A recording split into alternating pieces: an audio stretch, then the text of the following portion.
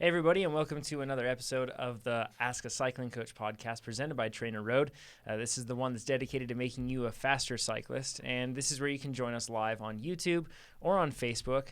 We usually do it every Thursday morning at 8 a.m., but this is a little different. As you can tell, it's quite different because I'm not sitting in my normal spot. There is one more joining us today. We have a special guest with us. Well, I'm going to do a quick intro on you so then people don't just think they're hearing a random voice. Justin Thomas. Yeah. You're an athlete that's covered a whole lot of disciplines within cycling, I guess, and triathlon and mountain biking and cyclocross is just what we're going to talk about today because cross season's here. But we're excited to have you on. We did a video. We released a video recently all about your quest for a national championship last year. It is pretty great stuff, man. Way to go. Thanks. Yeah. It's fun to be here. It's fun to kind of revisit some of that, which seems like a distant memory now, but Yeah. I'm excited. No doubt. I'm going to have you come in closer to the microphone so then we can get some really good high-quality audio. Nate's signaling right there, the distance one should maintain. So we're going to go into your story and a bunch of stuff and kind of dig into cross because we really haven't dug that deep into cross yet. And a lot of people have been asking for it. So we'll get into that and specifically what you've done throughout your training. But first things first, a few items to take care of. First of all, congrats to friend of the podcast, Payson McElveen. He won Singlespeed World Champs. And he did it in a Trek skiing speed suit from like the 90s. So like pretty impressive. But yeah, so good job to Payson. Way to go for that one. And then we have a whole lot of things to cover from Kona really quick, whether it's from the athletes that we interviewed or our personal takeaways from putting together kind of like a mini training block for all of us. Nate's very excited. Should we go into the athletes or our individual takeaways first? As always with us, our head coach, Coach Chad Timmerman. Forgive me, yes. Hi, everybody. And our CEO, Nate Pearson. Hello. Forgive me. Here they are. We're so excited because Justin's here. I know, right? I'm just saying that because people might not know who we Of course. are, first-time listeners. First-time listeners, and it happens all the time. Okay, so Kona takeaways. First thing, we should probably just review the performances of the interviewees that we had, the athletes, last week. First one was Tony Weeks, and you can listen to that. You can look up Tony Weeks. You can find it on forum.trainerroad.com. We have a whole post on there. You can look it up on a number of different spots. But Tony's swim was 103.23. His bike was 451.17, and for details on that, that's 154 watts average, 168 normalized. That is crazy low. Yeah, 0.55 IF. For a sub-5 split. Yep. Yeah. Yeah. All of these people, too, they're smaller guys. They're not like Chad and I. Yeah, They're Aero. Tony was probably the biggest one, I would say, in terms of like a build. You know? Probably, yeah. Tony. Mhm. Yeah, we did watts like that. We'd be out there for 8 hours. Tony's, It'd be a long day. Long day. Tony, the bikes were also all dialed. Yeah, bikes were very well dialed in. And then the theme of the day was the fact that you didn't have the typical really brutal winds that you have on that course. Have you ever ridden Kona? I know you've ridden in Maui for XTERRA, but I haven't ridden it. I've been there a few times to watch. Yeah. It's work and watching the race. I know, right? So, I'm sorry I looked this. I was looking stuff up. Did we mention about what he used to do? Sure. Yeah. Okay, so Justin's gotten third place at XTERRA Worlds as a professional. Pro. Yeah. So that's what we ask him. He's not not just his cyclocross, but he's got a little bit of triathlon experience too. A ton. Yeah. Mm-hmm. It's like those winds that hit you, and I experienced it. I actually stayed a week after, and we were in Waikoloa, which is like basically halfway down the bike course, and it's an out and back, so it's halfway down the out or the back, however you look at it. And I experienced those shifting winds every day. Because by the time I was training, I would get out there and experience that shift, and man, it's substantial. I can't decide which of the two evils is more impactful, though, because even though it was a calm day and you think, great, that's a fast bike, the run was so brutally windless. My gosh. I don't know how people weren't falling apart. It was so hot. Like we went down to cheer our athletes on at basically the turnaround on Elite E Drive. And just watching, I felt like such a wuss, but it was so hot. That was a little cove though. Like zero air circulation. Yeah, okay. And that's what the runners get to experience a lot on Elite E Drive. It's not just like, coastal breeze coming in. Yeah. Like you go through those little spots of their houses or coves. It's hot. So Tony's run was 3:52.35 for an overall time of 9:55.06, which is fast at any Ironman, let alone Kona. At Kona, they got him 81st in his age group. Isn't that crazy? A 9:55. That's a world champion. Yep. World championship. Yep. David Nichols, he was our second podcast guest that we had. He did 102.26 for his swim, a 456.06 for the bike, and that was at 173 watts average, 186 watts normalized, so 0.61 IF. And then a run of 322.26, a fast run there. That's really fast. Then his overall time was 9:27.56, which is crazy fast, and that was 86th in his age group, which he was one age group younger. Yeah. It's crazy. Wes Thompson, there's a story on this one. 105.26. He was the Aussie who was the third podcast guest. 5:04.17 bike, and he did that. This is rough. We don't really know exactly the power data because his power meter went nuts. But 177 for average, 187 normalized is what he was maintaining until the power meter went crazy. That was about 0.69 IF. So it might be a little inflated because you can see when his power meter went out of calibration, because his power meter claims that he did 0.93 for 5 hours. So, and he said that he actually took in, his plan was to use caffeine strategically throughout the race. And he took in some caffeine, and after he took in some caffeine, his power meter went out of calibration. So he's riding, and suddenly he's doing 500 watts, and he's like, wow, this is incredible. So he said that kind of threw him for a loop. So Tony, he was the fat adapted athlete. Yes, he was. Because that's kind of easier to remember the names. That was the first guy. David was the guy who lived in Russia. Yep. And he's also the British, right? And yep. he was carbs and lots of fruit. First time going through Kona and for Wes him. was the Aussie. Yep, surfer guy growing up, motocross background, but plenty of experience in triathlon. So his bike was 5:04.17, but his run was 5:25.57, which for a normal Ironman, it's not uncommon to see people doing that sort of a run, even at a normal Ironman. But when you're as fast as Wes, it's very abnormal. Yeah. He actually, when he was treading water, apparently they had, if you've ever seen the swim start in Kona, and I don't know if they have this in XTERRA too. I don't know if you run into the water with XTERRA all the time or start treading. It's usually right there on the shoreline, so we're, ankle to knee deep there. Standing there. Yeah.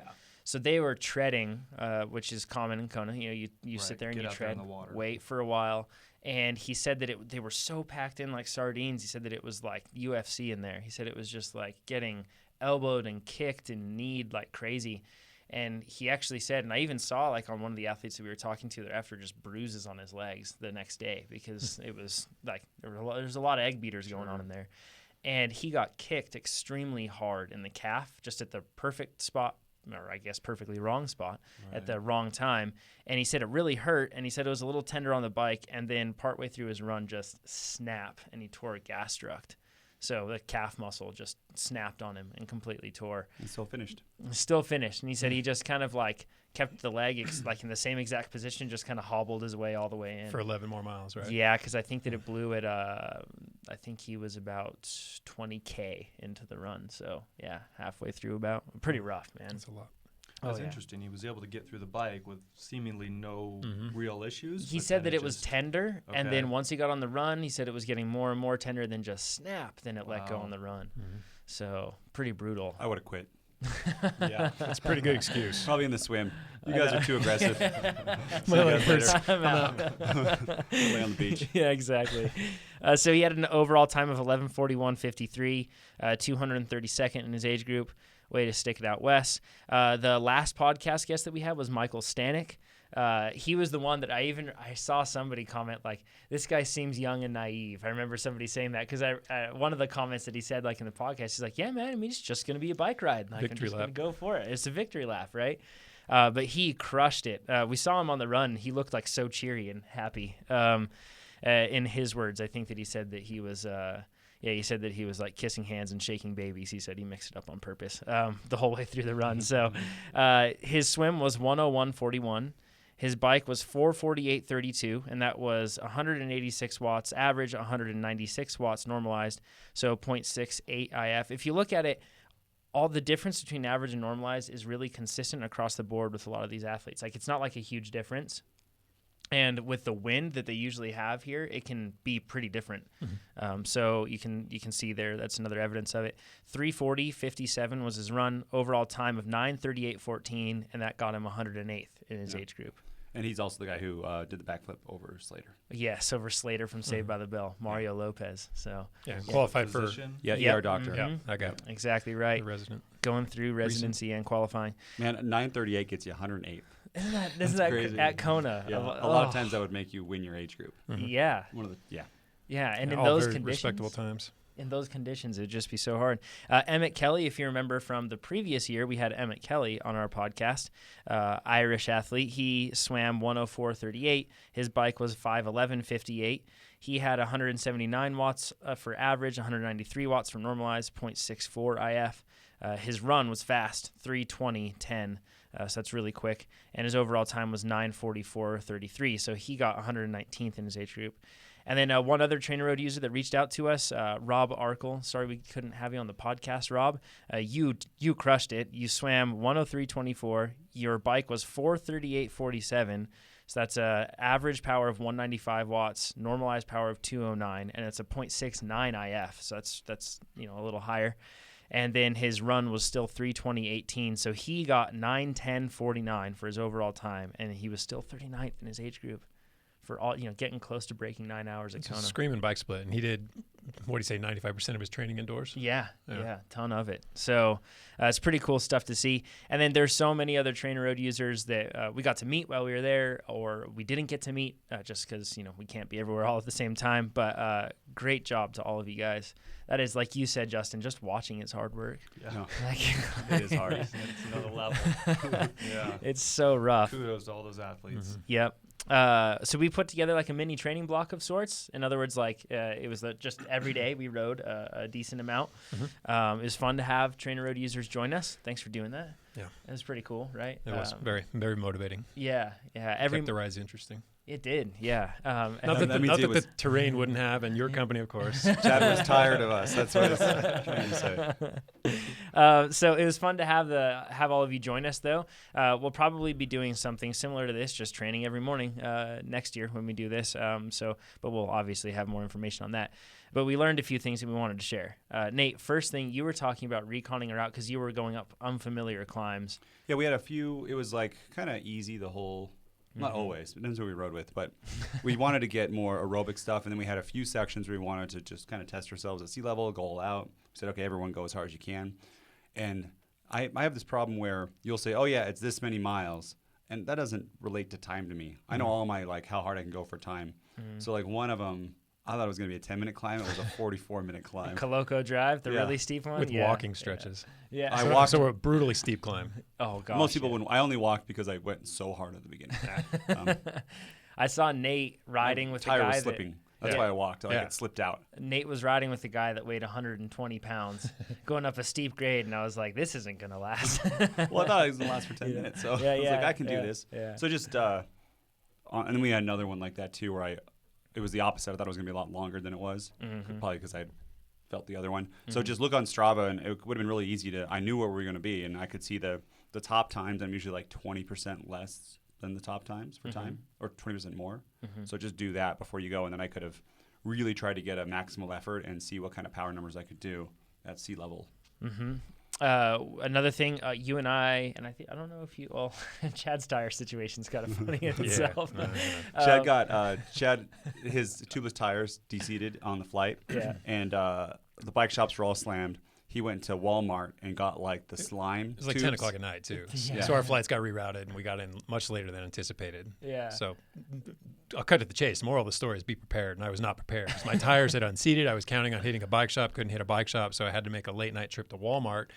Walmart's bike parts selection is limited, to put it nicely. At best. At best, yeah. So I had to use slime tubes. That was the only thing that had a valve stem long enough to get through my slightly deep section wheels. Yeah. And the things had to weigh 2 pounds each. But I got to tell you, they were so packed with slime that I aired them up the first day. I didn't need to touch them for the entire other 5 days. I mean, those things do not seep at all. It was basically just like a rubber core. That's basically what you were riding on. Yeah, and no flats either. Yeah, there we go. And you did get a flat, and tubeless wouldn't seal it. Try as it might. Last race couple seal it. miles. I know, right? Yeah. But you and I That's were too running bad. lower pressure in Schwalbe Pro 1s, their tubeless tire.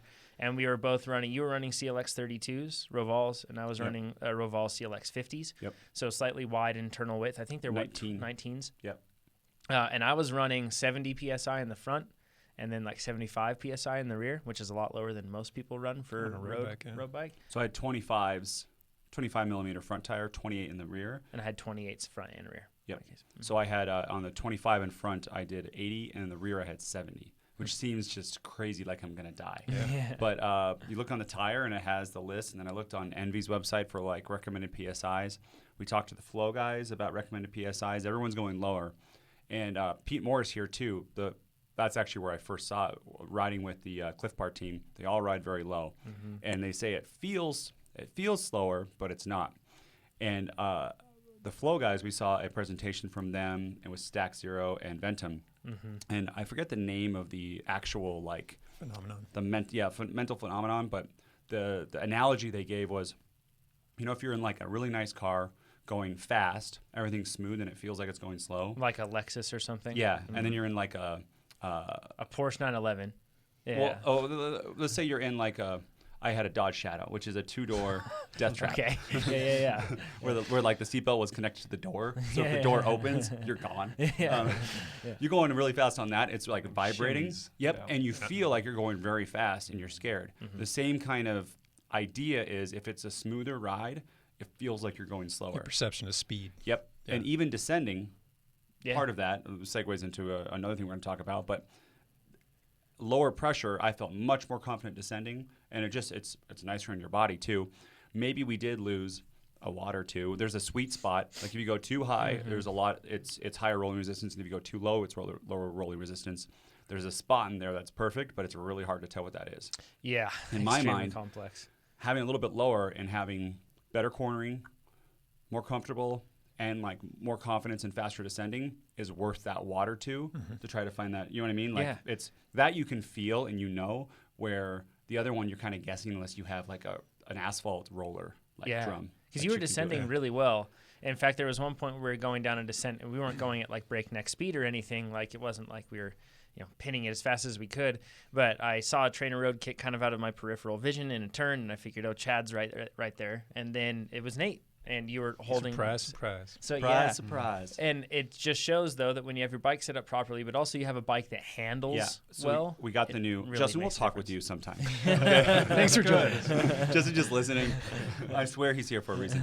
We have the new S-Works Venge. Yeah. And I had the old S-Works Venge Vias, and before that I had another Venge. Yeah. Like the Aero stuff, and then before that I had a Mozzie, which was like my first bike. Yeah.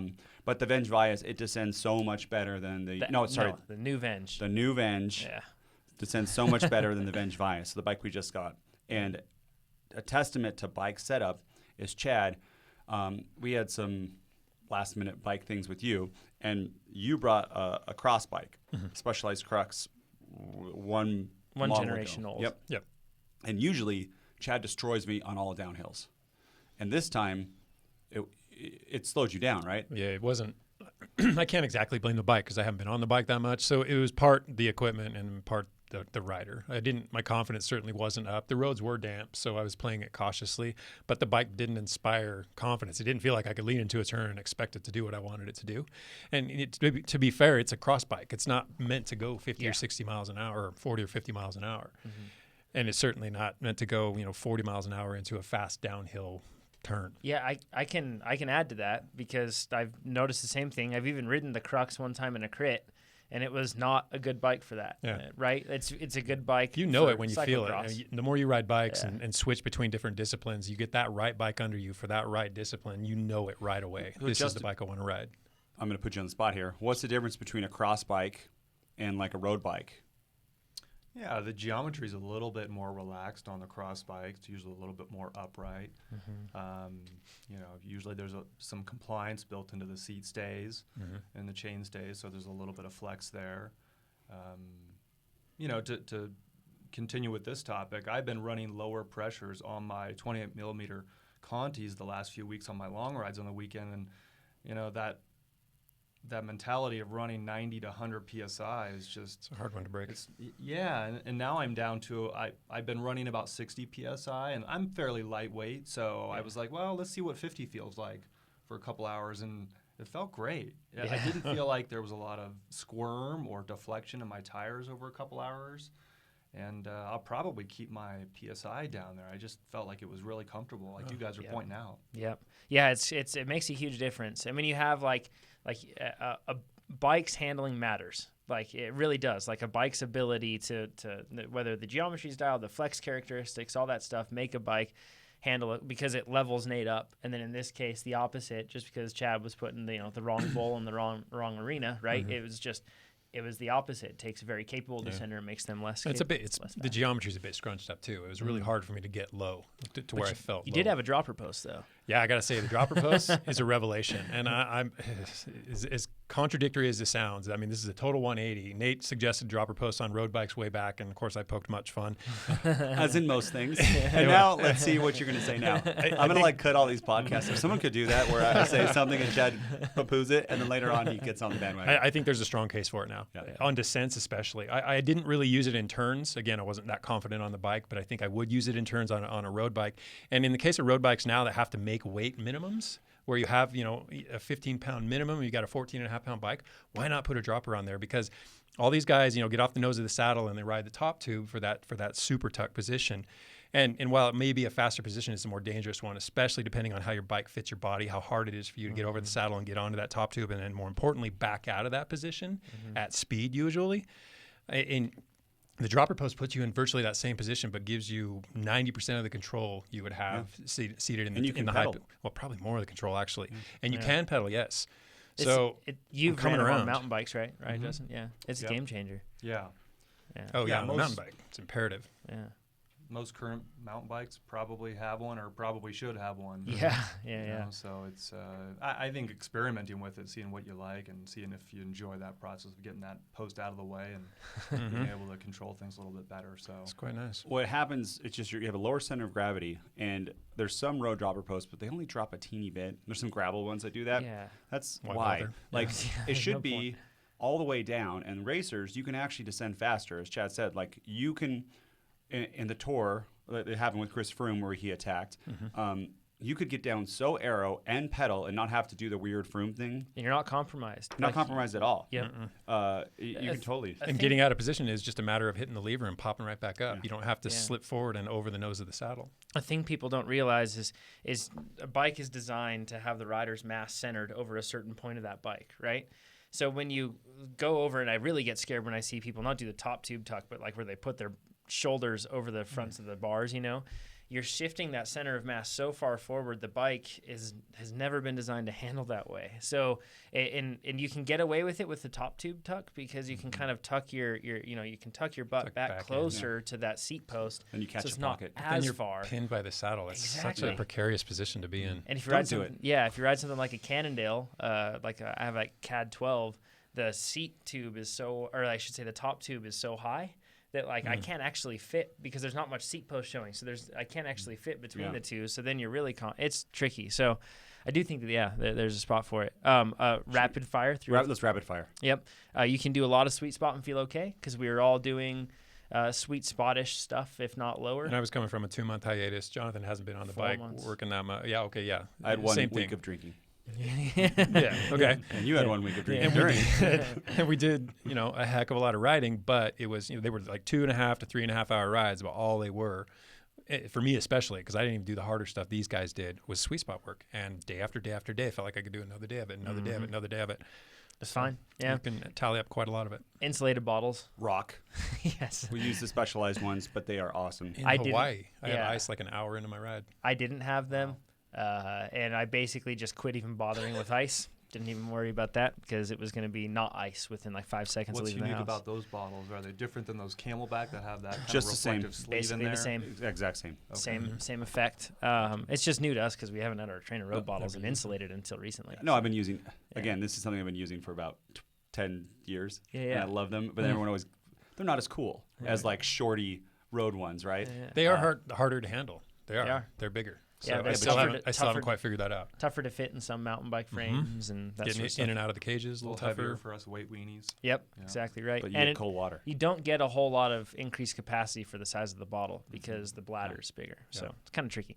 Okay, we're all going to do hydration testing. We tried to do it there.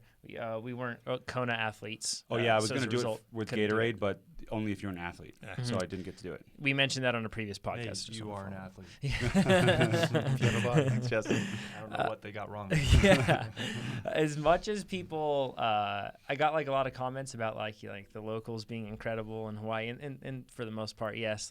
But when you ride on the roads during Kona week, it's pretty sketchy. Well, we were on the roads that wasn't the Queen K. Yeah, if you're on the Queen K, it's one thing, but then if you don't ride on those, then the locals aren't particularly happy. got a in lot all of the cases. fingers I yeah, don't Close think I'm going calls. to ride on that road again. yeah, the Belt Road's pretty scary. That road was terrifying. You had a Garmin Varia radar, and that was super helpful because Yeah. it would allow us in certain spots where it was like a country road and you wouldn't have anybody for a while. We'd be able to safely ride, so that we weren't all scrunched into the shoulder, and then, safely get into that shoulder when we needed to when a car was coming up.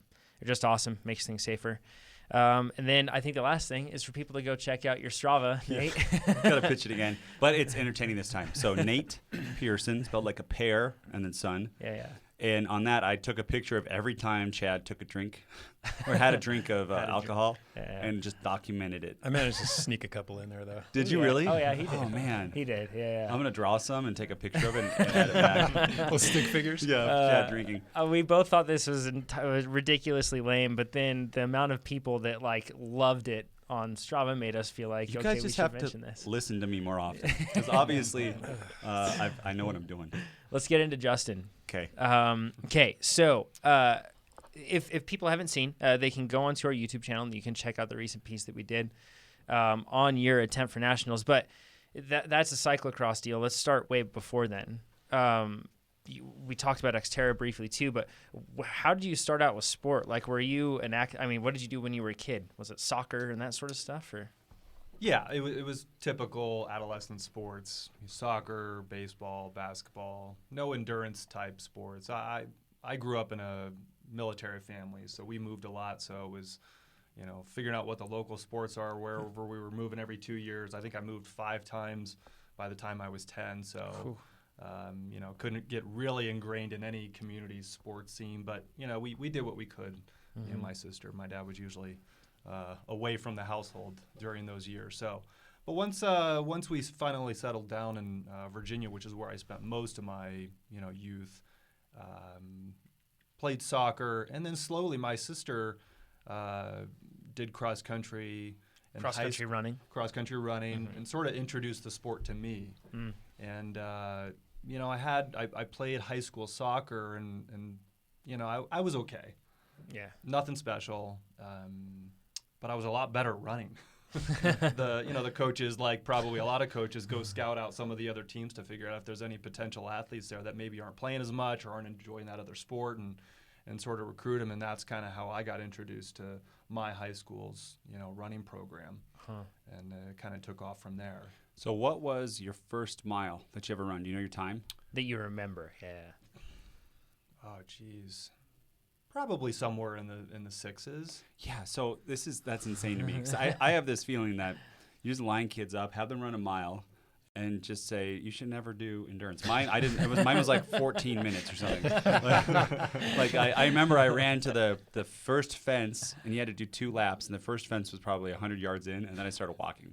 And then your first was like 7:30.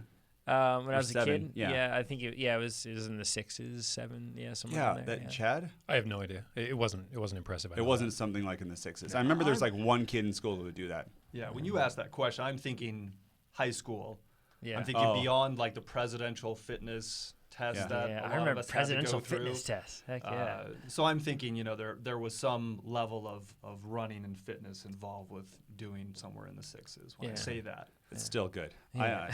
High school was band camp, so. So from running, did you go into college as a runner then? Yeah. Okay. Yeah, I looked at a lot of Virginia colleges and had some recruiting trips there and ran at College of William & Mary, which is a Division I. Pretty competitive running program, both on cross country and track and field. they're known for their distance program. So What distance did you specialize in? mile and half mile. I was Okay. pretty much a middle distance runner. Yeah. Suited my, just my ability to go hard for what we like to call a long sprint. Yeah. And I did okay at cross country, the years, but I couldn't handle the miles. Meaning like durability, you're saying? Yeah, exactly. I mean, I'm pretty slight build, and I was getting hurt a lot. Wait. And I actually got got hurt in high school too. I got my first stress fracture when I was a senior, right around the time where the championship races were occurring, and that was sort of my first foray into the injury scene, and that was. That was difficult to stomach as a high schooler, and be that's right tough. there getting ready for the regionals and districts, and they called it back then Kinney, which is now Foot Locker. Okay. Regional yeah. races. Yeah. You might have seen those on TV, Yeah. and to just kind of have everything fall apart right when things were getting competitive was tough. Yeah. Nevertheless, I had a good high school running career and got recruited. No big scholarships or anything like that, but. Was able to run for a pretty competitive program at William & Mary. When you say you're pretty, what'd you say? Pretty Slight. pretty slight build. Yeah. Okay. Do you guys know anyone who's leaner than Justin? Yeah. It's Literally Bill. no one. Yeah. Literally no one. Yeah, he has like a 10-pack. I didn't know the Rectus had that many compartments on it. It's So ridiculous. we did a documentary about Justin, and you can see it. It's a different Justin than last Justin. Yeah. But what's the best way to Different find than that? Justin Rossi, Yeah. I should clarify. Yeah. So yeah, you can check it out on YouTube. One thing I want to cover though, really quick, is what is your weight, and have you ever had your body fat tested? I have. I'm about ranging between 135. I can maybe get up to 140 in the off season if I really work at it. And how do you mean just by not training and by not watching eating. what you eat? One time I got over 140 when I broke my leg, so that's when my wife likes to make fun of me. Yeah. So I'm sort of the other end of the spectrum of most people. I don't have to worry too much about gaining weight. I'm trying to gain weight. Yeah. So it's a good problem to have, and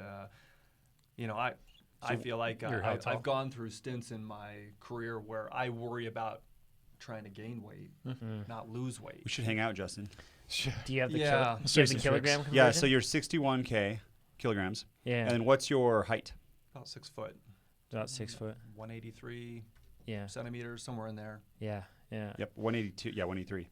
So that's very, very lean. And in the video on youtube.com/trainerroad, Mm-hmm. Yeah. you can check see, it I out. think there's a picture of you with just like you just crashed or something, and it showed some stuff. And It's called the Road to Cyclocross Nationals. the camera gains 10 pounds. So Yeah, I've always joked that you like friendly, in a very friendly way, harbor a tapeworm that you just have maintained, because I've been behind you and getting dropped by you in plenty of mountain bike races. So I've been envious of. you have no blindness. tips for us though. On It's that just note, that I'm not very good to draft off of. Yeah, it's very I'm true. almost like a sail. Yeah. So Yeah. but you have an employee here that's probably a similar build. I think Brandon and I are very. Well, we're Brandon's- not close. well, he's just a lot shorter than you. He's not 6 feet tall. No, I mean the lean we're talking about. Lean, Yeah, yes. Yeah. Brandon's very lean, Yeah. but Right. Justin, you're on a different But I planet. mean, relative to his height, I don't think does he so, weigh Greg. about the same as me? Justin, you're the leanest. No, he probably weighs about the same.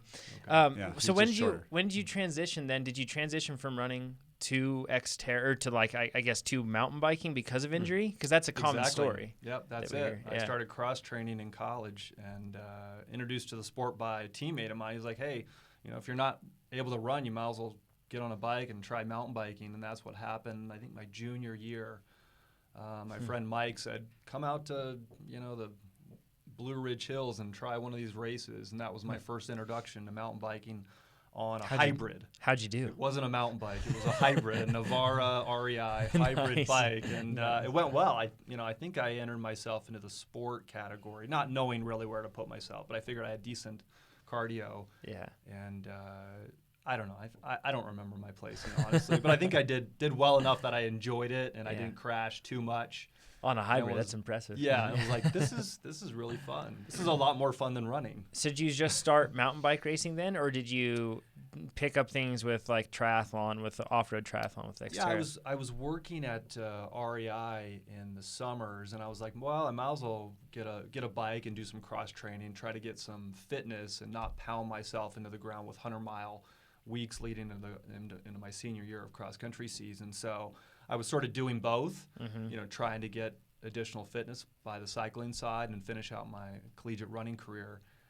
But knew in the back of my mind that I enjoyed the cycling, both road now, and I bought, like I said, I bought a road bike and really enjoyed mountain biking. So after college, it was mountain biking pretty much for a couple years. So that was like the late 90s. Okay. And obviously the mountain bike scene at that time was just going crazy. This is Norba times, right? Sports, sponsors. It was pretty big. And I got a coach after college because I was so used to having a coach during all my high school years, college years, and I was like, well, I pretty much am used to working with a coach here one-on-one. And he said, hey, you can obviously run. You have that kind of in your back pocket, and you really like doing this mountain bike thing. Why don't we teach you how to swim? And you can do these XTERRAs, because he was kind of a cycling triathlon coach. Got it. And XTERRA was relatively new on the scene. I think it started, in the mid '90s. Yeah. There with Mike Pigg and some of those stud triathletes coming over and doing the off-road scene. Yeah. And that was sort of the start of it in the late '90s, early 2000s. I think I did my first XTERRA Richmond, which was one of the regional championships. I think it was 98. 98. Yeah. And you did really well in that. You progressed pretty quickly. I mean, like we said, third in Worlds. Yeah, so. About 5 years later or so, 5-6 years later. Yeah, it was good. A lot of credit to the coaching, from the swimming to putting the whole package together. It's one thing to be really strong in each discipline, but to sort of put it together on the same day is another challenge. You don't have nutrition tips for us. Swimming, was it a challenge? Like, because probably a lot of people, they're good at biking and or running. And that's kind of easier to get good at. And then swimming, how do you do that? If you just say that you just got in and started smashing 100s and 110, we'll be upset. It was a lot of technique. I mean, my coach, I wrote a paper a few years ago about how the similarities of my current career with my triathlon career, and he said I look like an electrocuted frog at best. So it was not a pretty sight to begin with, and I think a lot of his coaching or tenets was based on the total immersion. Meaning principles. That's where we're not talking like immersion language learning, but we're actually talking about immersion system. It's a full immersion of your body. Yeah.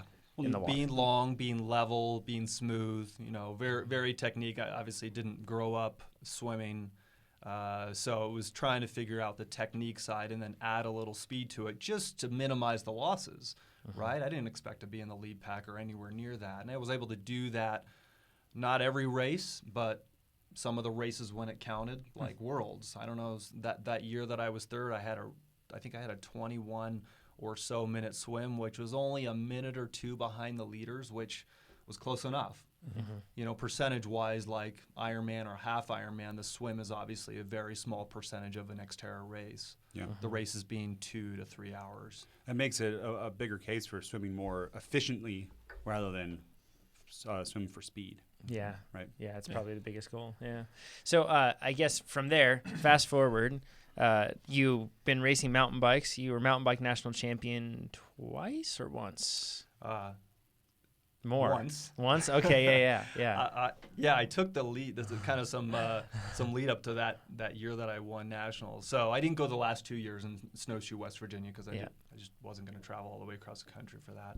No offense, just too many other things going on. Yeah. But the year prior to winning it, I took the lead with a couple miles left in the race, and that championship was also at Mammoth Mountain, just a couple hours south of here, and I cramped and lost the lead, with just a few miles to go, and it was bittersweet, and I was like, okay, you don't let this happen again next year. Come back, make sure you do your work, hope everything goes to plan, and see what you can put together. So why do you think you cramped? I don't know. Yeah, I didn't think about it too much, other than there goes first place. I can't do anything about it. Obviously, something to do with nutrition. Probably just didn't eat or drink enough, throughout the race, and it's easy at a high elevation like that in a cool environment, because it's relatively cool at Mammoth too, to not drink enough. That's for sure. Right. There's so many things. Cooling. You're sweating, but you don't really feel it because it's just coming right off your skin. Yeah. So you went from XTERRA, you dialed that back. I guess started a family, the whole deal, career, which we're going to get into that and how you balance that with training for nationals for cyclocross, but then into mountain biking. And then kind of like the main thing is you went from recently your focus was mountain biking, and then you switched over to cyclocross. And that's something that I feel like a lot of people just assume that if you're a mountain biker, it's just straight across, it's really easy. It's basically the same thing. You're just on a different bike. Trails aren't as technical, something like that. But was that hard to transfer from going from cyclocross or mountain biking to cyclocross? Did you notice that you had any deficiencies on anybody, or was it indeed just like a straight across easy roll? It wasn't easy. Yeah. It wasn't easy at all. What was hard about it? Well, it does. I think I've switched sports this many times because I like new challenges. I like the challenge of it because it's something that doesn't suit me, maybe physically or from where my background is with big mountains or long climbs.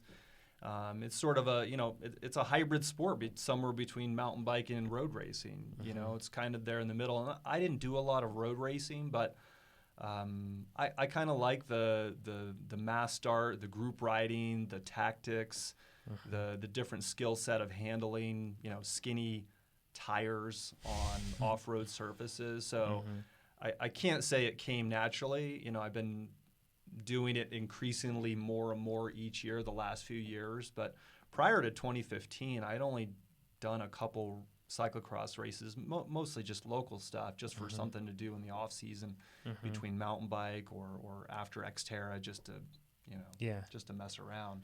So did you find the group tactic, or I should say the race tactics or group tactics part hard to figure out with cyclocross? Because it certainly is there, whereas with mountain biking, it isn't quite as prevalent in some cases. Yeah, I think it depends on the course. Yeah. I think there's certain courses where being with that group is really helpful, especially if it's windy or flat or fast. Some of the races on my 5-week break where I raced across the country, being with that front group, and at nationals. Actually, that was really key, to be with that front group, to make sure you were taking the good lines. Just feeding off the energy at the front of the race, just being competitive just kind of pulls you along. So, and there's some races like the Iowa, Jingle Cross World Cup where less important, there's a few long straights where you could probably get a draft and use some group tactics. But given the elevation change and variation, that those are the differentiators on that type of course. So it depends on the course. It depends on who you're racing with. Did you change the way, I guess, or let's talk about what was the video that we've got up here, the Road to Cyclocross Nationals with you in it. Do you remember what your threshold was and what your weight was that year, to kind of give people an idea of your performance level? For last year? Yeah, for last year. It was right around 300. For your threshold? Yeah, for my functional threshold power. And 135 pounds roughly. Yeah. Yeah. So a little bit below 5 watts per kilo. 4.91. And I want to put this in context, too, because, Chad, you're 6 feet tall, right?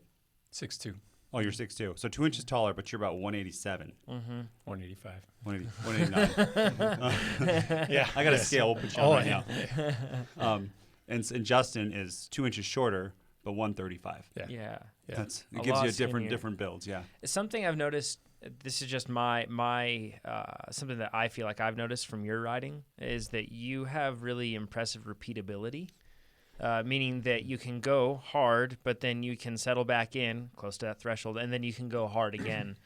I don't know if that's something that you've noticed throughout your career in running and everything else like that. I mean, it would make sense if you're doing miles, that sort of stuff. Those are not crazy long distances, but yeah, it's interesting that you've noticed that. Yeah, it sucks. It's kind of surprising. Maybe you've looked at my maybe you looked at my training. I think you dropped him. No, you just dropped me. Yeah. So then I figure it out pretty easily. I just looked at your rear wheel. Yeah, exactly. Yeah, I think I think part of that comes from my running days. When I was a middle distance runner, I was able to crank out pretty consistent high level efforts and recover fairly quickly. And I think you have to have that to run middle distance.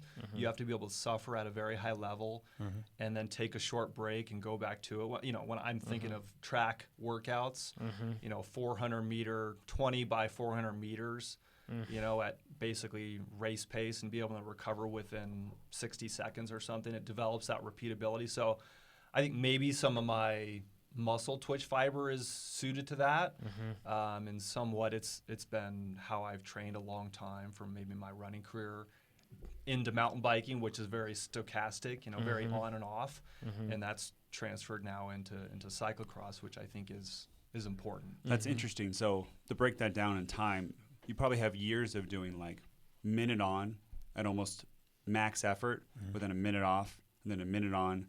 And then somewhere probably, I'm guessing, maybe 130s or 2 minutes as you go up to longer intervals and 800s and stuff. Yep. And then do you ever go shorter than that? Probably not. Oh, sure. For middle distance? Oh, Yeah. yeah. I mean, we would run lots of quarter-mile repeats. And even 200, you know, running 200 sprints. Yeah, middle distance runners, you kind of have to be strong at both ends of the spectrum. And by all means, we did a lot of, you know, 100-meter sprints to just develop efficiency while running fast and turning over your legs. I would say, too, that's a great way. And you know, in Train Road, we have a lot of workouts like that. And it's also, if you're a runner, a great way to get injured. You find a lot of people get super injured doing those kind of workouts. But, I mean, it's like risk and reward because you get a huge reward from doing those kind of workouts, but you also get That's why it's nice to do them more on the likely. bike. Exactly. Yeah, exactly. That's kind exactly. of my point on that. You've actually, I mean, Chad, you've mentioned this when we've talked about like my goals with national championships and mountain biking and everything else. How like, you know, sure, like getting your threshold to one spot, because like 300 isn't like 4.9 watts per kilogram to be competitive for a national championship. You know, that's you're kind of just getting in the ballpark. But really, if you're It doesn't tell the whole picture. It doesn't paint the whole picture. Yeah. Because for instance, I mean, if you can punch hard, and this brought up another question I want to get to about your when you dipped into the UCI waters briefly, is that you have to be able to punch really hard and then settle back in, then punch really hard with minimal recovery. So there's a lot of anaerobic contribution, a lot of anaerobic work, but all the recovery takes place aerobically. So you have to have really robust anaerobic resources, really robust aerobic resources, and have to be able to couple them in a way that makes you competitive. It helps you hang in there. And when you talk about your brief foray into UCI races, how it was just so hard, I wonder if the only difference is simply, I mean, and I know those guys do have higher FTPs, higher strength to weight ratios, but I'd be willing to bet they can punch harder and then settle back into just like everyone else does, but they're a little further up the road, and then they punch harder. So in and out of turns, after remounting after an obstacle, that sort of thing. Was that one of the differentiators? I think so. I think I would get up above, you know, well above my threshold and try to recover in the turns or, you know, in a slight descent or maybe on a road section behind a pack of guys, and I would still be way in the red. I couldn't recover. Sure. And once, you know, the next sprint out of the next turn would come, I would bury go, you a little more. Yeah, exactly. Yeah. So, yeah, that's probably it. It just felt so fast the whole way. I just wasn't getting proper recovery. So it was really tough. The interesting thing with that too is that as you fast forward a few laps into that race where you're having to do those sort of efforts and they're just a little higher, what happens is your peaks have to get higher, and then the valleys end up also getting lower, and you get to a point where those peaks just can't go high enough to try to do the makeup work to get up to those guys. So it's kind of funny. Like when you look at we looked at Keegan Swenson's cross files, right? Like when he isn't a cross racer, he's a mountain biker, but every once in a while he races cross and he does very well. And he has such well-developed anaerobic and aerobic capacity like that, you know, and his resources are just there on tap that when he does it, his power files are so much smoother than somebody like mine because he's able to, he doesn't have to make the peaks quite as high. And if he does, he's just fine settling in pretty close to that again. Right. So I want to talk to you about, like, if on a course that has, let's say there's like really tight turns where you really slow down then accelerate versus a course that has kind of wider turns that maybe a bigger guy like Chad and I would hold more momentum. Carry speed, yeah. With your weight. Do you find that you do better if it's kind of that almost like slow down, complete 180, and then accelerate out to burn out other people? Yeah, and I think the Nationals course in Reno here last year wasn't a lot of 180-degree turns. They were a little more sweeping turns with some climbs in there, some steep, some longer drawn out. That false flat through the start finish was actually a pretty good section for me, because it was somewhat of an elevation gain there through the start line. I mean, it was almost imperceptible, but it actually was a climb. So your legs felt it. Yeah. So I think Chad and I were talking about the recent UCI races that I jumped into. I got my license and thought, well, this will be a good way for me to test myself, get into some more competitive fields, get dragged along at a higher pace, and it throttled me. I mean, it was hard to stay on the lead lap, and at Cross Reno or Reno Cross, what is it Reno called? Cross. Reno Cross. It's tricky. There's been both. Yeah. So that's what we were talking about. So the boat, as well as West Sacramento UCI race just 2 weeks ago. So both of those courses were very grass heavy, lots of tight turns, not a ton of elevation change, and they weren't very well suited for my strengths, and and I paid for it. Yeah, we're thinking that.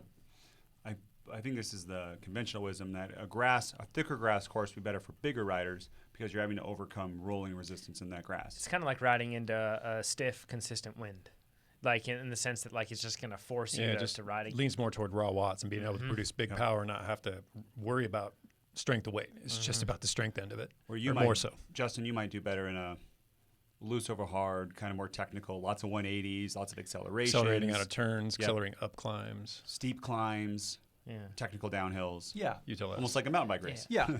How do you adjust your approach in terms of tactics when you find yourself on a course that doesn't favor that? So when it is that broad turns and or it is like, do you change your approach, or is that the spot where you say, okay, I really needed to sit in with groups, or do you change just your resign pacing yourself plan? to? Well, hopefully I've recognized before the guns got off that it maybe suits me or doesn't suit me, and I've really dialed in the turns and the course. And I think if I had a good starting position, I'd probably try to see some of the other riders' lines during the race, just make sure I'm doing everything as proficiently as I can.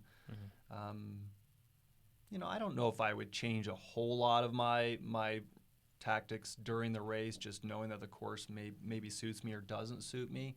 It probably depend on the competition as well. The UCI races can be well over an hour long, whereas the age group races that, like my nationals race, I think was closer to 45 minutes. So I think you got to recognize that extra 15 to 20 minutes can be a lot. World of difference. It's a huge difference. Me, probably one of the mistakes I've made recently with these UCI races is thinking that I can hold my 45-minute pace for over an hour, and I couldn't. I just couldn't.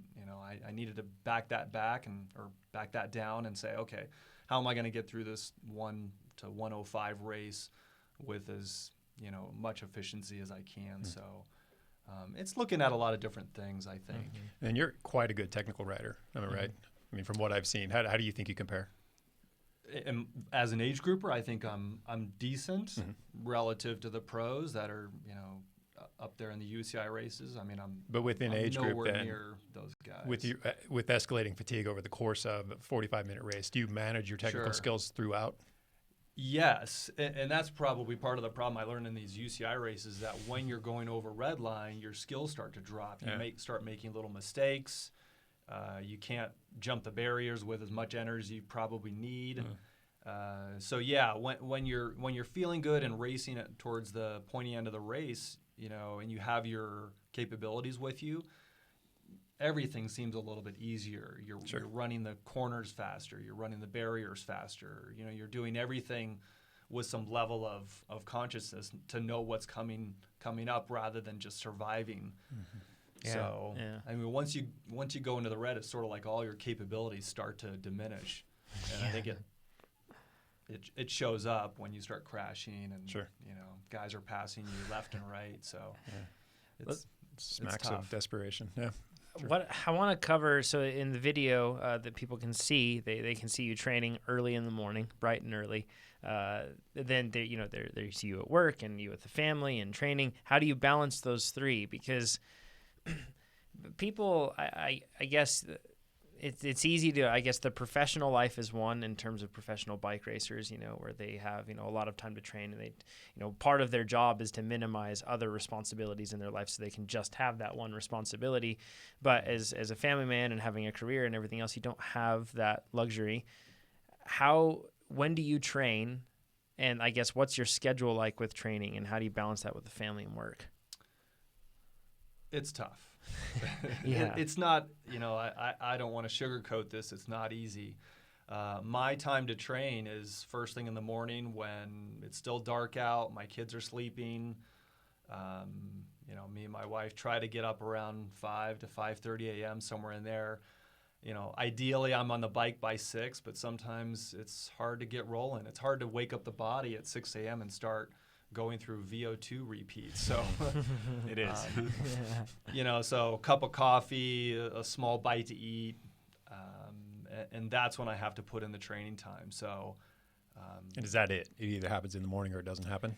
pretty much. I'll take a break at work most days, a lunch hour, and I might get out for a half an hour to 45-minute spin, but that's usually a recovery ride, if anything.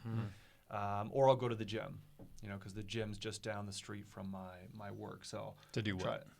Just to do some strength training for half an hour. I pretty much set my watch for a half an hour. Whatever I can get in a half an hour, that's it. What do you do for strength training? A lot of core. I feel like as I've gotten older, my back has become more of a challenge, and it seems to tighten up on me more often than it used to. I don't have a lot of the lower extremity issues that I had when I was younger, as far as running all those miles with, knee problems and stress fractures. But I really tried to do a good job of keeping my core strong. I think there's a lot of stability and power transfer, whether it's on a mountain bike or any cycling discipline for that matter, of transferring, your core strength into your into your legs. So I do some deadlifts, some squats, some single leg squats, some plyometric jumping. If I could gain weight in the weight room, I would love it. It doesn't seem to come on like a lot of people. It goes with diet. Most people have with. to gain muscle mass, you need a caloric. Yeah. You need a surplus. Yeah, right? surplus, right? It won't come out of nowhere. Yeah. Right. So when you eat in the morning before you ride, what do you eat? Like when you wake up at 5 and you get on the bike by 6, what do you eat in that time? Maybe one of those Cliff Z bars. They're just, I don't know, 100, 150 calories. You have kids. Yeah. Those are the kids' bars. Heck yeah. Maybe a half of one of those Nature's Bakery fig bars. They come in like a little 2-bar package, maybe a half. So not a ton. Not a ton. I think I think I have a little bit of a sensitive stomach. I wouldn't recommend most people eat a lot before a race, and some of these workouts are pretty intense, so I prefer to have less in my stomach than more. What's your normal diet like? Are you a carb-centric guy, or do you not eat as many carbs? It's pretty well balanced. It's nothing extreme on any front. Not vegetarian No. or anything like that? Okay. No, I like meat. I guess I'd probably say it's more like a paleo diet with pretty good amount of meat and fish, chicken. I do eat my fair share of red meat, and a lot of vegetables, but it's hard to get away from the carbs. My kids eat a lot of carbs. It's one of their favorite meals, and so a lot of rice, potatoes, some pasta here and again, pizza. I can afford to. I think I need to focus on eating more than eating less. So I'll probably eat whatever we make. But we have a food preparation company like across the street from my office. It's a paleo. They like prepared meal. Yeah. And so I'll go over there and buy 10 of those meals, throw them in my fridge at work, and eat those, for lunch or whatever. And they make breakfast dishes too. So if I don't have time to eat at home in the morning, I'll just pop one of those in the microwave in the morning at work. And You're a 3 meals a day guy, or snacking? Oh yeah. What company is that? I think it's called Paleo Nick. Sometimes some of those meals are made for weight loss. I'm just thinking like Jilton's getting like calorically restricted. Well, yeah, just the size of it is made for the people name of the to lose. company is Weight Watchers. Yeah, Yeah, exactly. Buy 2 of those, Justin. Yeah. And eat 2 for every meal. Yeah, That's how I you think gain they weight. sell those meals at a lot of the CrossFit gyms. Yeah. That makes That's- sense. There's a whole bunch in town. I was thinking, Yeah. if you want to gain weight, it's just like people who want to exercise. Like people or want to lose weight. They say, I don't know how to lose weight. You say, eat less. Yeah. And Justin, I don't know, just eat more. Yeah. I know you know what to do. Yeah. But do you really need to gain weight? No, it's probably just a bias that I've had. I think that if I gain weight, I'll put on more muscle mass and then I can push higher watts. Yeah. But really it's I think a wasted stressor. Yeah. I think it's, Yeah. just be happy with your body type and the fact that you have a high metabolism. Don't waste stress on trying to gain weight or not being able to hit 140 or whatever. I mean, that's kind of ridiculous. And you're competitive at the level at which you compete. And I mean, your jump up into UCI, I don't know how you would do. UCI racers have families and full-time jobs? They're not as old as you, too, Justin. Very no well. offense. A lot of them are 10 to 20 years younger than That me. too, so yeah. I don't. Yeah, looking back at these last few weeks of racing this UCI race, I'm not really sure I thought that fully through. So it's the idea, too, of like playing towards your strength. So he's naturally light. He's going to naturally do well Absolutely. on technical, quick courses. He could go to 145, be an all-rounder, and do okay at all courses, but probably not as good as the bigger cross guys that do great on the sweeping ones. So why stress yourself? Yeah. I want to get back to the training side of things a bit on the weekends. You mentioned on your longer weekend rides, sometimes you'll do one thing or another. How do you schedule the riding on the weekends, and how much do you allot for? Yeah, usually my wife and I are talking about it on Friday night over a glass of wine, figuring out who's going to work out when on the weekend and what the kids' activities are. Yeah. As we have 2 very active kids, a 10-year-old and a 7-year-old, and they both are very athletically inclined, and so we're just juggling our schedules around theirs, really. Yeah, I think Charlie's power to weight ratio, your 10-year-old, is higher than mine already. Yeah, we Like- should test him. Last year he was riding with our junior group, and like last year we were riding up this like gentle slope, and I looked down and I was doing like 320 watts up this slope, and he was just carrying a comfortable conversation next to me, and I'm like, this is insane. He's 10 years old, you know. Yeah, he's but funny. He's like mini me. it's, it's funny. So yeah, how long are your rides on the weekend then? Does it Depends on how vary? much time I have. If time is tight, I'll do the trainer road workouts. Yep. And those usually on my plan are 2 hours. Both days around 2 hours. If I have time to go out and do our local ride, the drop ride, you guys have probably spoken about it before. That's about 2 hours. Maybe I'll tack on an extra half an hour before or after. I like doing that because it gets me into a scene that I don't naturally come from, riding with a group of road cyclists on somewhat of a, I guess I consider somewhat of a, flat with some repeated climbs. So I think Flat says you, climby says Chad. Yeah, it's a It's weakness flat for with repeated me. climbs. That's accurate. Yeah, so it doesn't. I don't think it suits me or hasn't suited me well. I've been able to hardly make it to the first section, and now I can do that comfortably. Sit in the pack, roll through if we're trading poles, and I think that's helped with cyclocross. Being able to turn over my legs at a high, velocity or speed. It's like motor pacing, basically, when you're stuck behind these fast dudes that are just exactly and gals that are and pulling I've you never along. tried motor pacing, but I know a lot of top cyclocross racers that motor pace consistently, and probably road and obviously mountain bikers too do that. So I'd love to hear some of the science or data behind how that works and why. I think it's the same as having lower air pressure. Is if you are repeatedly at that high speed, once the motor pacing is not there, that high speed doesn't feel so scary anymore. The familiarity with it. Yeah, That's one aspect for sure. Even just in Hawaii when we were doing it, I hit 52 or 51 a few times. Whew, that used to scare me all the time. But after doing it a few times and just during that week and hitting 40 many, many times, I wasn't so scared anymore. Yeah, and something that I've found, at least on the motor pacing front, we've never really talked about it on the podcast, which is, and It's worth addressing, yeah. it's hard because there's not a whole lot of data behind it, right? There's Yeah. no like science or research that's been done. It's that not a proves the reasonable get effectiveness. for a lot of people too. I mean, to have somebody, I mean, I don't think motor pacing behind a car is legal, first off. So you're going to have to find somebody who has a moped. Yeah. You'd have to trust them. They're going to have to know what they're doing. So there's a lot of obstacles in the way of getting out there and doing a motor pacing workout. And it's best if you have that moped that you have a roller on the back of the moped. Yeah, Otherwise, who does? I've never seen one. Yeah. it's very expensive and it's still very dangerous. Like you never know what'll happen. That with a fast cyclist, those most little mopeds are pinned. They are tapped out. So if you're doing a half-hour interval, that's that thing. Like imagine taking your car to redline and just ding ding ding ding for a half hour. Like that little motor's ready to go. So it's pretty dangerous. It can be fun. with There's the fun drills too. With the advent of e-bikes, could that be Yeah. a course. possible? Totally. For sure, 100%. Yeah. I wonder if I could get a fast enough one for my wife and I could draft on Yeah. her and then we could ride together. I Yeah, guess you totally could. yeah. That is a would great hurt or help my relationship. that is a great example of what e-bike would be great for. For motor pacing. Yeah, you're like a national level cyclist, and how many people are married to 2 national level cyclists? Yeah, It yeah. goes both ways, right? Yeah. We keep coming up with good use cases for e-bikes. So, Yeah, so it's just pretty like the dropper post, I'm coming around to those too.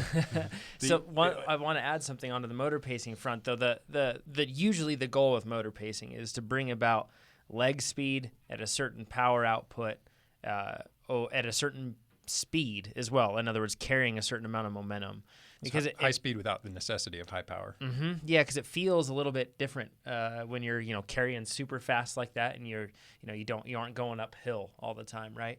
So it's getting used to that, and then it's also a consistency thing. It can be if you're pushing really hard, it's still your speed will vary quite a lot, but the scooter will kind of enforce that. And if you're with a really fast group on a road race, especially, that speed, and if it's efficient, that speed won't vary a whole lot. It'll be consistent, and that can be really tough. So that's kind of what they go for. But it's kind of, in one respect, it's almost like when we talk about, people ask what gear they should be in on the trainer, and we talk about it being like a marginal gain. Like you still have to do the watts, and that's like the important thing. But if you're looking for icing on the cake sort of stuff, it's pretty good, and it can be really good for motivation too. Yeah, it's a form of speed work. So I mean, the emphasis is more on being able to ride quickly without the focus on power, high power. Yeah, it's kind of perception. Yeah. The drop ride here, a local guy named Claudio would bring his moped out, and when I would get dropped, he would motor pace me back on, and that was like super fun. Yeah. Because then you could get on and do more laps and stuff. Yeah, That's awesome. it's pretty helpful. Let's get into bike stuff and the equipment that you have. So I think you raced on the Cannondale Super X the past 2 years. I don't know, is that what you're still on this year? Correct. That bike is really good. Yeah. Like I've ridden a good amount of cross bikes, and that is by far my favorite cross bike I've ridden. That thing is really impressive. I feel like the handling is good. Cannondale isn't sponsoring anything. It's just genuinely like I get excited when bikes handle well, and this one handles extremely well. It's like composed. I don't know if it's because of the compliance they have built into it, but it's a solid bike. What size do you ride, being 6 foot? Because you can kind of go in between sizes. Yeah, I believe mine's a 56. Okay. Yeah. So What do you think of the handling and the? I think it's great. Yeah. Yeah, it's Have real you noticed compliant. it used to be on a Focus before, I think? Correct. Have you noticed improvements? I had a Focus, and right before that I had a Felt cross bike. Both of those were good. I think the sizing was a little bit off for me on the Focus. I think the frame was a little small for me. I felt like the amount of seat post I had showing was excessive. Yeah. And I had a pretty long stem on it, so I'm not sure the sizing was great, so hard to compare apples to apples, but the Felt was nice. And the Super X has been great. I've been so happy with it. I have a couple of them now, so Yeah. I mean, they really comfortable. Maybe not as aero, but that's less of a concern for me. So back to that specificity rule, I figured if I'm going to be racing on a Super X, I want to have a Super X built up for the road. So I have one of those built up for the road. okay. And, That is cool. Yeah. And that gives you a second bike too. Do you switch it over? So is that your backup bike for? No, I actually racing? I got 3. We have a friend named Steve Lewis who has a tight association with Cannondale, and he was looking to get rid of his old Super X. And I was like, you know what? Hey, it'd be really great to have a third Super X just dedicated to the road. So I bought his used frame, and so now I have 2 for cross, dedicated to cross, set up with my 1x drivetrain, cross setup, and then one specifically set up for the road. One thing I've noticed that the Super X does impressively well compared to others. I was trying to think of this instead of just saying the bike is so good. When you're in turns on that bike and you're leaned over and you're in grass when it's bumpy and unsettled, that bike stays much more planted than other bikes I've ridden. Like it gives you more confidence. It feels just like basically you get to pick your line regardless of what's underneath you compared to like a traditional cross bike. So, which is a huge advantage. It just lets you relax and recover in those turns way better, which is huge in cross. So let's talk. You have a 1x drivetrain. What gearing do you have on the back? Do you know what cassette you have? I believe it's an 1132. Yeah. Yeah, it's a Shimano drivetrain, so it's an 1132. Got it. And then what do you run for tires? And is it like because that's We're a talking big thing on the of debate. cross bike On or cross road bike, bike? cross Okay. bike. Yeah. Yeah, tubulars. Okay. I have a couple sets of zips. They're actually 303s. I think on the blog I said 404s incorrectly. They're 303s, and they're 33s. You know, most of those tubular wheels are set up or built around 33 millimeter tires. You know, For UCI that's rules. the UCI limit. So, I'm riding some Donnelly tires. You know, either the MXP, which is sort of their all-around tire, or their PDX, which is their mud tire. Got it. And if it's not necessary to have those tires, I'll run the wheels that came with the Super X. It's a tubeless hologram. I think it's about a 35 millimeter deep wheel. Yep. And I'll just run some semi-slicks like the Maxxis Speed Terrain or something Speed similar train. to that. That's a good one. Yeah. Do you know what pressure you run on those tubulars? You can run really low pressure on tubulars. Yeah, since I'm pretty low weight, I'm usually around 20 to 22, somewhere in that range. Yeah. Depending on the that makes course. sense. If it's, you know, mud or snow, maybe even something a little bit lower. Mm-hmm. You know, as long as there's no risk of flatting or pinch flatting or something. Are tubulars comparable to tubeless then in terms of pressure? Yeah, you can run even lower, technically. Yeah, yeah. On tubulars. Yeah, on Okay. tubulars, just because you don't have to worry about pinching. And Sure. I mean, technically, I guess you still do. I mean, because a rock could go in there and really slam the thing, but you don't have any bead hooks at all because it's just Right. glued onto that guy. Right. Do If you do flat, you should be able to get to the next pit zone. Oh, Yeah. sure. To get Ride your it spare out. bike. Okay. Right, Yeah. without having to worry about a tire rolling off your rim and sealant going everywhere. And I discovered a consequence of riding a flat tire if you have a tube in there. And if you keep riding that rim that I had after Reno Cross, because I got a flat on the second lap, rode for 2 laps with that flat and just, you know, carried on throughout the race. And now the hole where your valve stem goes is just a gigantic oval because it pulled the valve stem so much. So yeah, you can't really ride with flats unless you have that. Do you glue your own tubulars too? no. Okay, yeah. No, That's one of my some serious work. coworkers, Josh, you guys know Josh. Yeah. He's good at gluing tubulars. I mean, he probably does it better than a lot of people. Kind of overkill with the layers of glue. Yeah. I have no experience in that. I don't plan on becoming an expert at that. Yeah, that's just some serious work, man. That's a yeah. lot of mess, and I'd be terrified of it rolling off underneath. Right. I'm never gonna glue your tubulars if you ever get them, Nate. Thank you. Yeah, I won't. And then you run, I think, stages on there on the power meter on Yeah. the bike. Yeah. Left Do side. you run a watch or do you run a head unit on the bike? Because cross racers don't tend to run head units all the time. Yeah, mostly a watch. Mm-hmm. You know, but when I'm out on the road or just on a training ride, I'll throw the Garmin Edge up there. Yeah. And, because I'm not looking at my watch during a race, but I like having the data to look back on. Mm-hmm. So it's kind of nice to have it on the watch. It's not in front of your face. You're worrying about, I'm going too hard, or why is my heart rate so high? So it's kind of nice to have it on your watch and not right there at the bar for me. For a cross race. Yeah, for cross Right? racing. Yeah. But in training, I like to see the numbers on my Garmin. How do you handle bike swaps? You have 2 bikes, but if you're solo at a race like that, how do you handle that? As best you can. You either recruit somebody that looks like they're friendly and will do it for you, or put it somewhere in the pits where it's going to be convenient for you to grab it. Yeah. That's what I did at Sacramento. I wasn't sure if my wife was going to be able to hang out in the pit zone, especially with 2 kids. And so I put it strategically at the end of the pit so it was easy to grab. Yeah. But So no with a- flying, with a- flying dismount and remount in that case. No. I mean, if you have a mechanical, you just deal with what you have. So Yeah. I mean, obviously you're going to lose a few seconds. Hopefully, it's later in the race where there's already been some separation between groups or riders. Yeah. But you work with what you have. What about warm-ups prior to a race? Do you warm up? Or do you have a protocol? And what's that protocol like? Yeah, it's pretty structured now Yeah. after trial and error. Yep. Thanks to Trainer Road having some nice warm-up workouts, I basically adopted one of those as my go-to workout, whether I'm on a trainer, stationary trainer, or out on the road.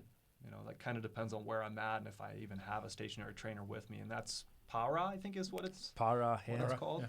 Yeah. Yeah, it's a nice gradual build from going from some more aerobic, lower intensity efforts to some very short, intense efforts with a good amount of rest. Yeah. And the workout's, I think, 30 minutes long. And I think based on the studies and from maybe what I've heard from you guys, 30 minutes is probably enough warm-up time to get all the systems turned on. Sure. And then just spin over to the start and, you know, hopefully stay warm. I haven't made many workouts in our library. That one I did. Chad heavily edited it thereafter.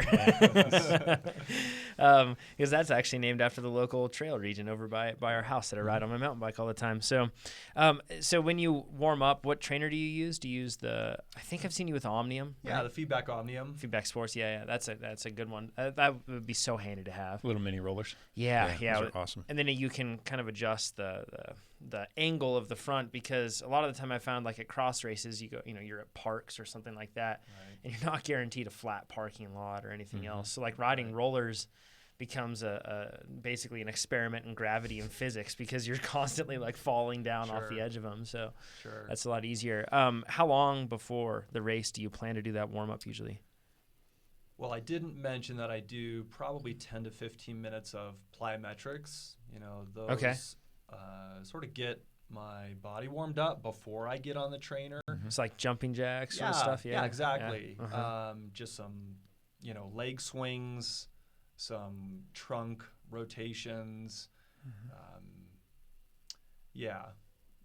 Basic stuff. Yeah, just trying to get the body warm before I get Dynamic on the warm trainer. up to get that neuromuscular system communicating. Yep, exactly. I kind of learned some of that more dynamic workout or warm up from my running days. You know, we did a lot of plyometric movements just to try to expand range of motion and prevent injury and make sure our bodies are warmed up before we, ran hard. So same idea here. Yeah. Just to try to get my back warmed up. And I feel like especially with cross, you really use your back a lot. Yeah. Especially when you're jumping on and off your bike or pushing a jumping hard gear. Barriers, Pushing a hard gear up a steep slope, you end up using a whole lot of that. Yeah, a lot more pronounced than mountain bike, I think. Uh-huh. I bet. So I think that's helped warm up my back. So when I get on the trainer, I'm almost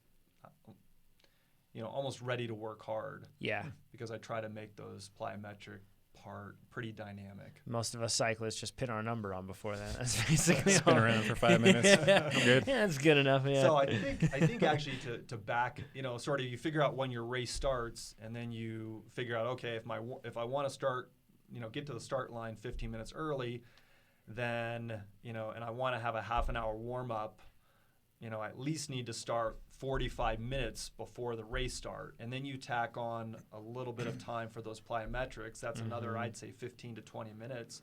So I'm effectively starting an hour before the race, maybe an hour 10, just to give myself a few extra minutes. Are you seated in any particular order at national level races? Yeah, usually they go by points. For the entire field. There's not some cutoff. They seed the top 10 riders and then everyone. I'm unfamiliar with the process. Well, that's a good question. He doesn't know because he's always top Chad. 10. I think what they do is they do it by points, and then they do it by random if you don't have points. Okay. So that's what they did for the UCI races I just did too. If you don't have a UCI point, they don't go and look at your USAC points. Yeah. They call up they all don't the care. UCI point holders, and then they do it randomly. Okay. Yeah. So don't expect, if you're getting into your first UCI race, maybe a lot of people don't have to worry about that, but if you did, that those USAC points, USA Cycling points, don't matter. Yeah, because what I'm driving at is you can't schedule your warm up right up until it if you have to be there a half hour early just to secure a decent start position. Right. Yeah, because a lot of the time in call-ups, like we've seen, is that like in non-UCI stuff, like you'll see where they'll call up a certain amount of people, then after that they'll just be like, go ahead, But just folds in. fold in after that. Yeah. So then you have to make sure that you're up there and kind of waiting for a while. Which in some cases can completely negate the benefit of a warm-up. I mean, if you have Yeah. to sit there for 30 minutes, not much of your warm-up is left. Right. Yeah, like 15 minutes isn't excessive, right? Anything in between that is what I've found to be usually ideal. Yeah.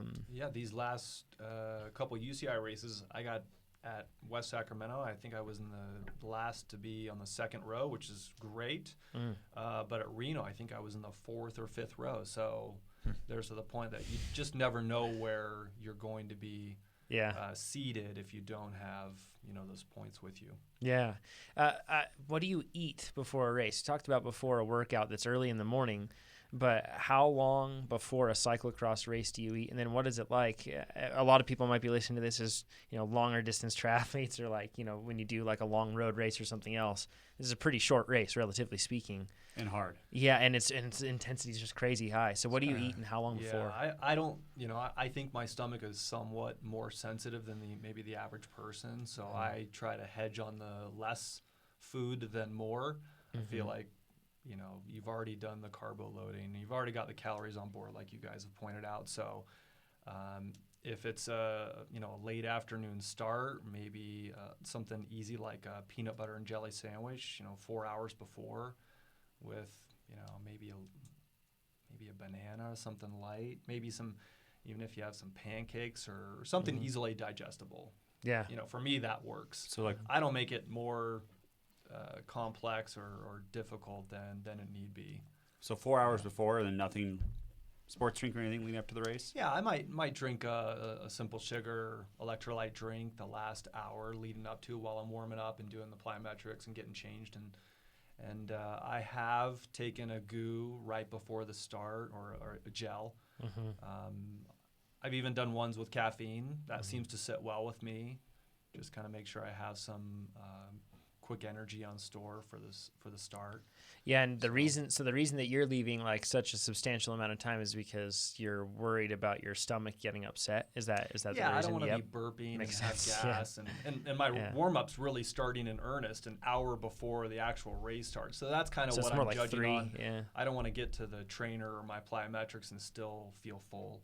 Yeah. I'd rather be a little bit on the easier side of the stomach. Slightly different than Leadville, right, Nate?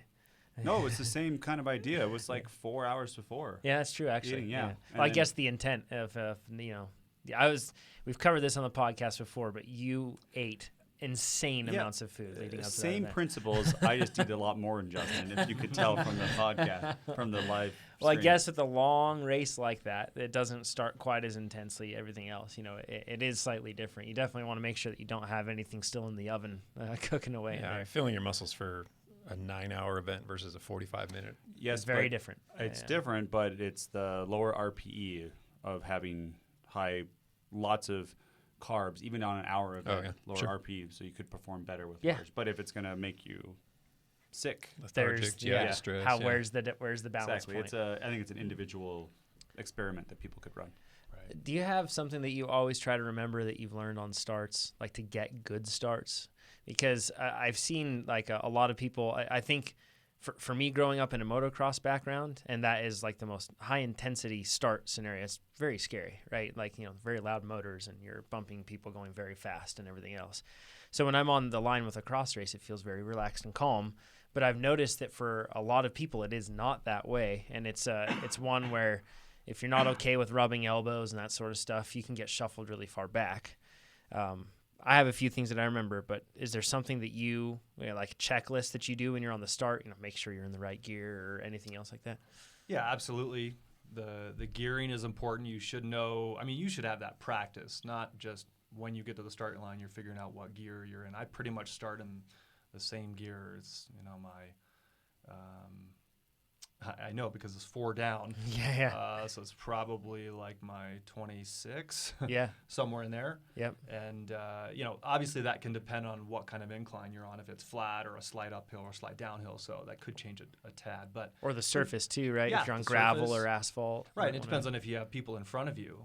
Mm-hmm. I mean, you can only get into your pedals so fast and go so far before hitting the person in front of you. So, and that would be my number one recommendation, is to not crash at the start.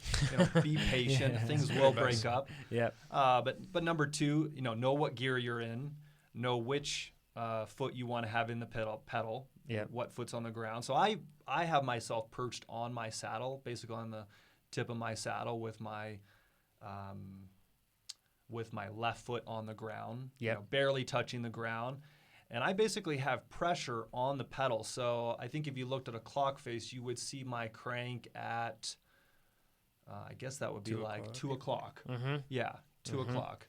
And I'm holding my brakes. Same. So, Yeah. I mean, you should have power being basically applied. Like you're throttling a car, you're basically throttling your bike.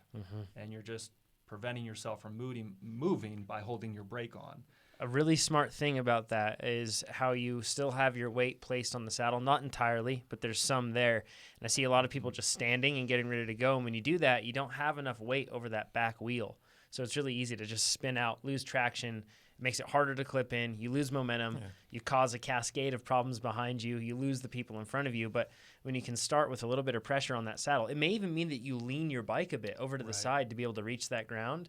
But it can be super helpful in getting a smoother start. And on bikes too, it's easier to fast. find that in our cases, because I have right foot down too, or right foot in, helping that left foot find the pedal more quickly. Right. It's less of a gamble. I mean, if all your body weight's counting on finding that pedal, it's a bit of a crapshoot. But if you have most of your weight distributed between your right foot and your saddle, then finding it isn't as Right. consequential.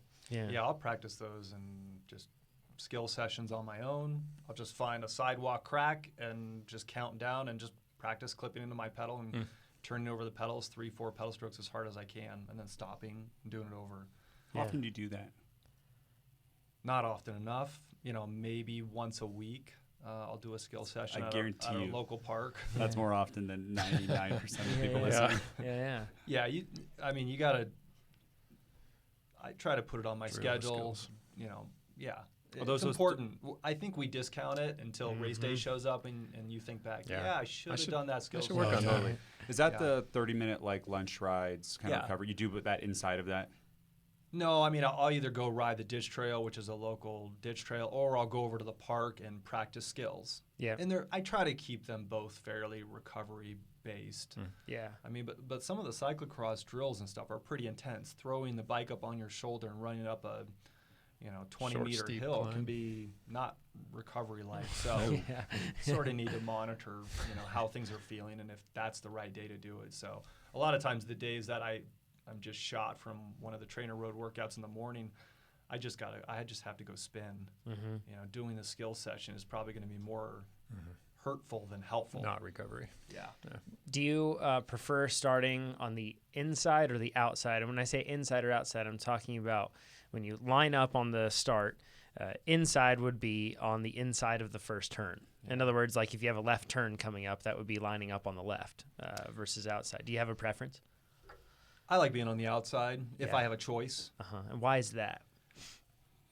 I just think there can be a lot of riders vying for a small portion of real estate. I mean, if you're in the front, it's not that big a deal because you can, ride that apex of that turn probably as fast as or faster than most of the guys next to you or behind you. But odds are somebody goes out ahead of you and, if they've got the whole shot there and take the inside line and crash or, just botch the turn, I want an exit plan. So I think I'd rather be a little cautious and have a little more real estate to work with to swing out wide if I need to. It's just being a little more cautious. It's probably not the fastest line or fastest way to the first turn, but I think I'd rather hedge on not crashing, having a little bit of extra room to swing out wide. And you might be able to even carry your speed better, especially if that first turn or corner is loose. Yeah. They might really have to hit the brakes hard to get around it, and you might be able to carry speed a little more. So, Yeah. I guess clever and I safe. like to be a little bit wider. During that first lap, how much energy do you expend to try to like get in a good position, and how much of it is waiting just till it thins out? Yeah, I guess Nationals is a good example of that, or any of my sabbatical races. You know, having a good call-up is important. Usually, if you can get through the first lap or two with a group or the front group, I mean, it usually pays dividends later because usually you can figure out, you know, the ebb and flow of the group, where the moves are going to probably be thrown and where your effort level is going to come up, where you can recover.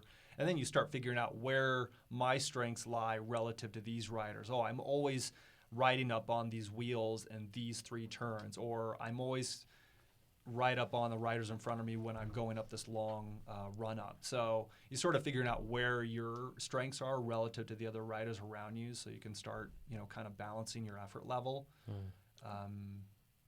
Do you notice that running up hills, are you better than other people? So you have your cross country background, and people think triathletes, oh, I'm going to be great because I can run. Yeah, I would think I should be, Sounds like but I feel like I'm going the same speed as everybody else. Yeah. I feel like that's where I should throw down a move.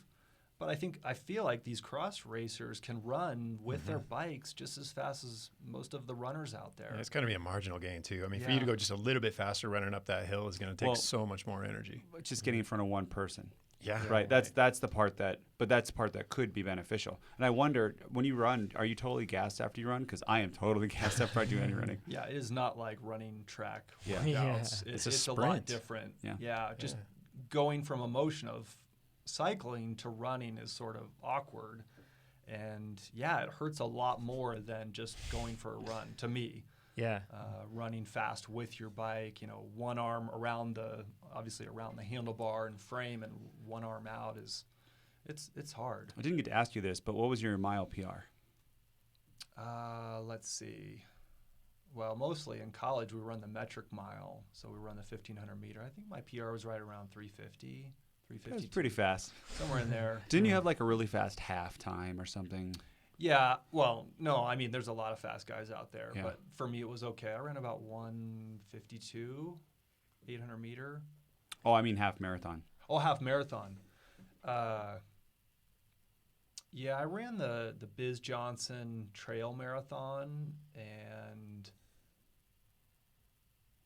I set the course record, but it was hard for me. I fell apart the last 6 miles. I was on pace to run, I think, right around 2:30, and I think I ended up running 2:45. You better look up my time, 'cause I don't remember. 2:45 trail marathon. And that just gives you an idea. He's not passing people on the runs in cyclocross. That's my kind of point. It's not the same thing. Yeah, you're triathlete. You think you're going to just be able to beat everyone or a runner. Here's proof right here. How do you train for running during the season? I mean, you mentioned the fact that, you know, shouldering the bike and running, but do you just try to run steep inclines, or what do you do? When I'm out there at the park with my bike, it's throwing the bike as quickly as I can up onto my shoulders and running up that hill. Because walking up it or jogging up it, I don't think you really get the feel of what that feels like of shouldering a bike and having the crank hit you in the ass. And excuse my language. And what it's like to get back on the bike when you're that gassed. Right. Yeah. Getting into your pedals quickly when you get back on. Yeah. Making sure that you're in the right gear when you got off your bike, so that when you get back on, you're not in an awkward gear then. There's a lot more that actually is part of it than just jumping on and off your bike. You know, you want to make it as seamless and as smooth as you can to try to get as much out of it. So yeah, watching pro riders too, or even just fast riders, like, you know, fast Cat 1 riders. I jog up hills, but for me it feels maximal, and they're sprinting, right? When we call it sprint, it's relative. I mean, we're working as hard as a sprint, but we're just not moving that we're quickly. We're just not moving that fast. Exactly. But so it's really like, it's not by going out for a jog, I'm not sure how much real benefit you're getting. I mean, I'm sure you're getting some benefits, but you're really not getting a precise workout. Not a transferable benefit. Yeah. It's just not the same thing. You can have tremendous endurance, be a 2:30 marathoner, and go out to a cross race, and it's just apples and oranges. It's too different. I think you're right. I think there's a lot of cyclists that don't have running background. I don't think that hinders their I agree. Yeah. aptitude or athletic ability or results. Yeah. I just think that cycling is most of it, and practicing those cyclocross specific skills is the key part. It's not coming from a running background Yeah. is going to benefit your cyclocross. 100%. I wish it did. Yeah. I bet you do. If it's a muddy course, then maybe you can, because then you just run the whole race. That's true. That's true. But that's about it. If it's an unusually heavy runner's course, then yeah, the runners might have a. Right. Have you ever had that happen to you? Yeah, there's been a few races over in the Sacramento that have been heavy mud, but So where not you- to the degree where, I've just gone through the field and ended up at the front of the race. Still, I think the top cyclists are still in front of me. Yeah. Yeah. Yeah. Do you have a particular pacing plan that you notice that you either your body naturally follows best, or something that you actively try to follow in a race? Like, for example, are you the type of rider that looks to stay conservative and then push in the final half? Or are you the type of rider that looks to make aggressive moves and then, settle in, but make those aggressive moves happen whenever they need to throughout the race? Yeah, I think it's actually changed as I've gotten older. I think I used to be able to go harder earlier and have it be on and off, but now I think I'm doing better at holding a higher wattage or a more level wattage, throughout the course of a race. Yeah, that's basically what Katarina said. So I think that's a Yeah. product of aging. Right. Yeah. Especially lately, being in these really competitive races, it just, I just learned very quickly that, my strength is not that on-off. It's more of doling out the smoother watts throughout the full 45 or hour-long race. Gotcha. So I don't know if that's common for all racers, but I think you do lose some snap or pop as you get older. Of course you do, yeah. It's funny, Chad and I have noticed from talking to faster or faster cyclocross racers that they're more stable than one might think in terms of their pacing. Very surprisingly. Yep. Yeah. So that would make sense.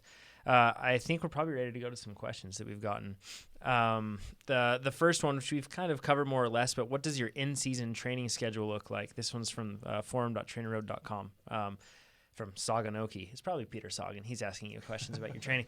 But yeah, does it change at all? Like when you're in season compared to preseason sort of stuff? No, I pretty much follow the Trainer Road plans. I mean, those are Good man. if you've kind of thought about the full calendar year, or maybe for some athletes that's multi-years, you're kind of figuring out what your goal is and then backing into the schedule. And,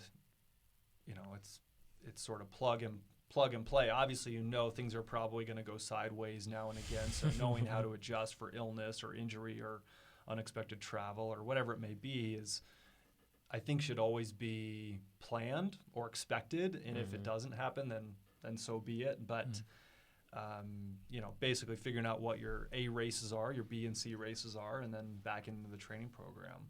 Yeah. I think something I learned this year leading into cyclocross is that I might have started my training for cyclocross a little too far out, because I feel like right now, maybe it's because of the challenges I've had in these recent races, but my motivation has been waning, especially during some of these VO2 max workouts that I've been doing lately. Sure. Early in the morning, it's been really tough for me, and I'll usually lower my FTP to get through it. Yeah, kind of change the intensity. Yeah. I mean, I think that's better than just calling it a day and not doing the rest of the workout. That's a risky run. I mean, we faced that to a lesser extent, of course, but with the 40K TT Challenge. I mean, we started training well in advance, but it made sense for our target date. But then that date shifted, and we had to try to carry that motivation and that willingness to do the harder, shorter stuff, the stuff that really pulls on you for another 6 weeks. And it didn't go too well. Yeah. Right. Yeah. You got fitter, we got slower. Yeah. So it went well For all of both us. For another question here is, this one I guess has to do with hand ups. He's asking how many hand ups have you taken and still won, but are you a hand up guy? Do you skip the hand ups across the board? I don't usually have the energy to grab a hand up. I mean, if the race is either you're doing really well and you can afford to do a hand up, or you're in the back Really poorly. Yeah, maybe you need to have a beer or a dollar bill in your jersey. I'm not a big hand up guy. I've got enough troubles as it is to be doing hand ups. I like the idea. I think it's fun. It's just I'm sort of once I'm in that race mode, I'm usually pretty focused on the task at hand. Understandable. Yeah. Alex asks, what do you do? So a lot of cross races are on Sundays. So what do you do the day before on a Saturday if you're racing cross on Sunday? If I'm at the race, I'll probably be riding the race course, pre-riding the course to get it dialed in. I would probably do some openers on the course to try to feel out what some of the more technical or more difficult parts of the course feel like at speed. I think that's something I've had trouble with in the past is I've pre-ridden the course too slow, and I get into the race situation, I'm like, I've never ridden this course. That turn is completely different than what it was or what it is now in the race situation. So I think having a hot lap or at least hot sections, riding those at race pace, seeing what speed you can carry or how fast you can go through a sandy corner, something like that or going down to the descent is pretty helpful. And then what if you're not at the race? Yeah, I'd probably just do something relatively easy, similar to what I would do on a course pre-ride. Not so much that I think you need to go out and practice all your drills and skills, but something relatively short with some race openers, either 30 to maybe a minute long. I think that's a little more personal, and trial and error probably comes into play there with what your body seems to adapt to well. But I kind of like to go through those energy systems that are going to be turned on race day and just make sure they're turned on the day before. Sharpen them up, yeah. Yeah, so fairly short efforts, fairly high intensity, but I like to build into them. I think sort of going into them cold can be sort of counterproductive. Yeah. Mark is pumped that we're talking to a Masters athlete. And what's your age again? 43. 43. So what is your average volume per week in terms of time? Which we know time isn't the best, but this is the question.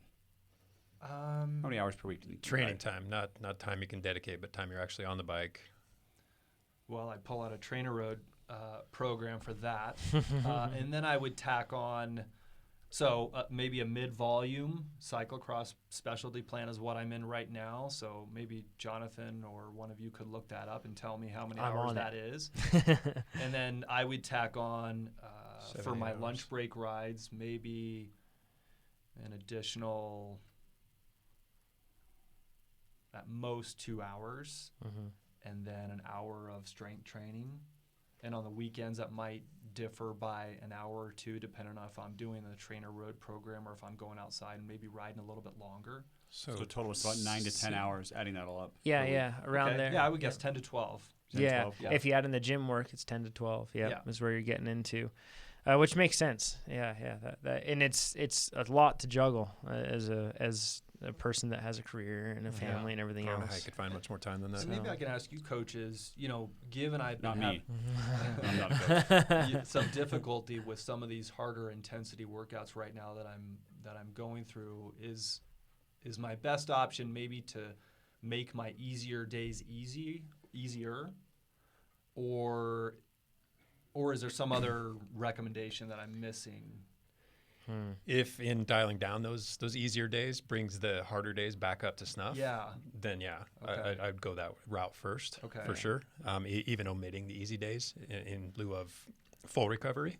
Okay. If, however, no matter what you do, those hard workouts just aren't meeting the same standards that you're used to, Right. it's probably time to look a little more closely at how much recovery you're getting. Maybe dial the workouts down, not necessarily the intensity of the workouts, maybe simply the quantity.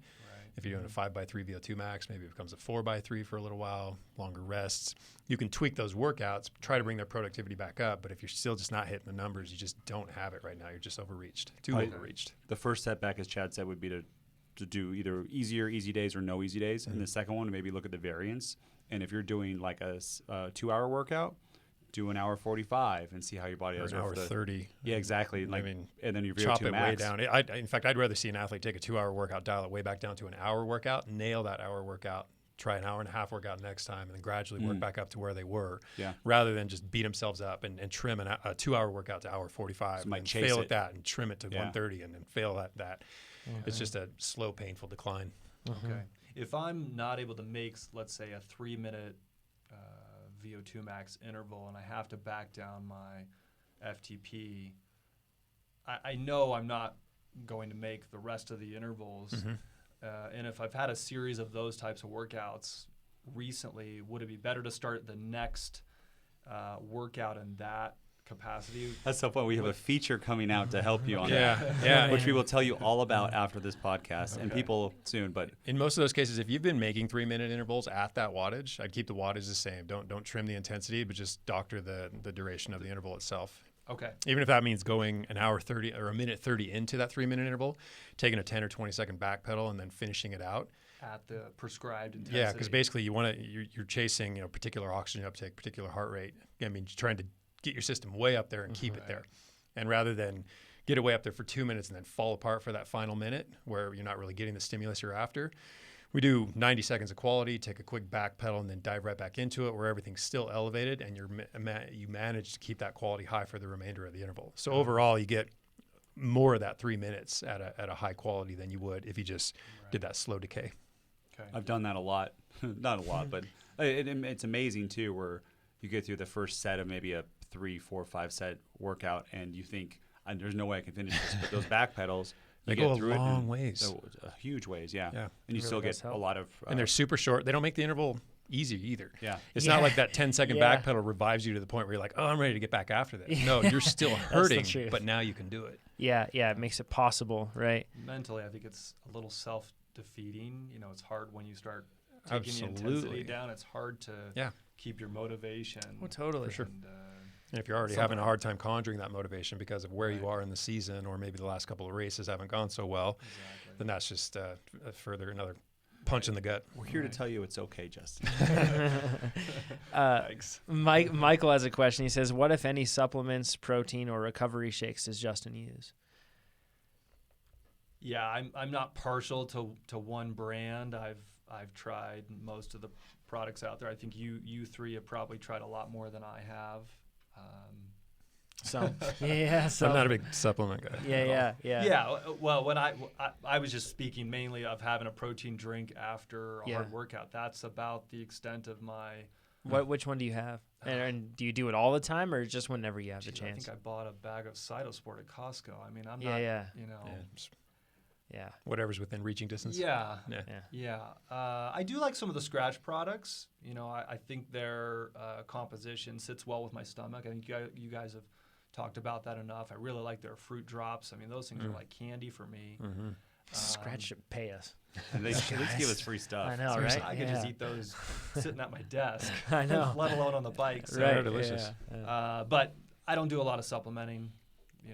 Yeah. So you get it from food or you don't get it at all. Yeah. That makes sense. Veronica asked, I'm going to paraphrase her question. You have any insights on working more specifically on cornering skills in practice? Like, do you ever practice cornering, and then how do you go about doing that? I do. I think finding a way to, find a turn that you can session or do over and over and over and do it a little faster each time is really the best way. Mm-hmm. I have a park near me that has a pretty steep decline, so I don't have to work to get up to speed. I'll use the decline for kind of getting me up to a faster speed. And learning to find out where your tires, reach their capacity. I don't think it's so bad to crash every once in a while, to figure out, okay, that's where I'm turning too tightly, or I'm not entering the turn correct and hitting that apex correct. I mean, if you need to get padded up and do it on grass so that you kind of learn where that extreme end of the allowable speed is, the speed limit, if you will, is okay. And you sort of have to check your ego, and people are watching, so be it. I've crashed in plenty of pre-rides and even races. So, but I think finding a safe, comfortable place, maybe where nobody's watching, and put some cones out, or that's probably a better idea than cornering around a tree or a metal post or something like that doesn't move. Asphalt. I have 3 points on that. All the high-level cross racers we talk about have talked about crashing during like pre-race, pre-riding, because they're trying to find the limits. I would never do that. And Veronica, she talks about it too. She feels like she doesn't commit to a corner and like lean the bike. Mm-hmm. And I think I've been on and off the same way, and I think it's fear of crashing. Totally. So that's a good tip of like grass and pads. Could I have one more thing to that? I think that it's a fear of crashing plus a lack of awareness as to where that limit actually is, right? So Well, you never know because you don't want to crash. Well, and that's it though. You kind of have to crash to do. find that limit. Yeah. So yeah, and I guess that what I'm doing is like you can know where those limits are and still have fear is the point, right? Sure. So that's okay. And I should say that's to be expected.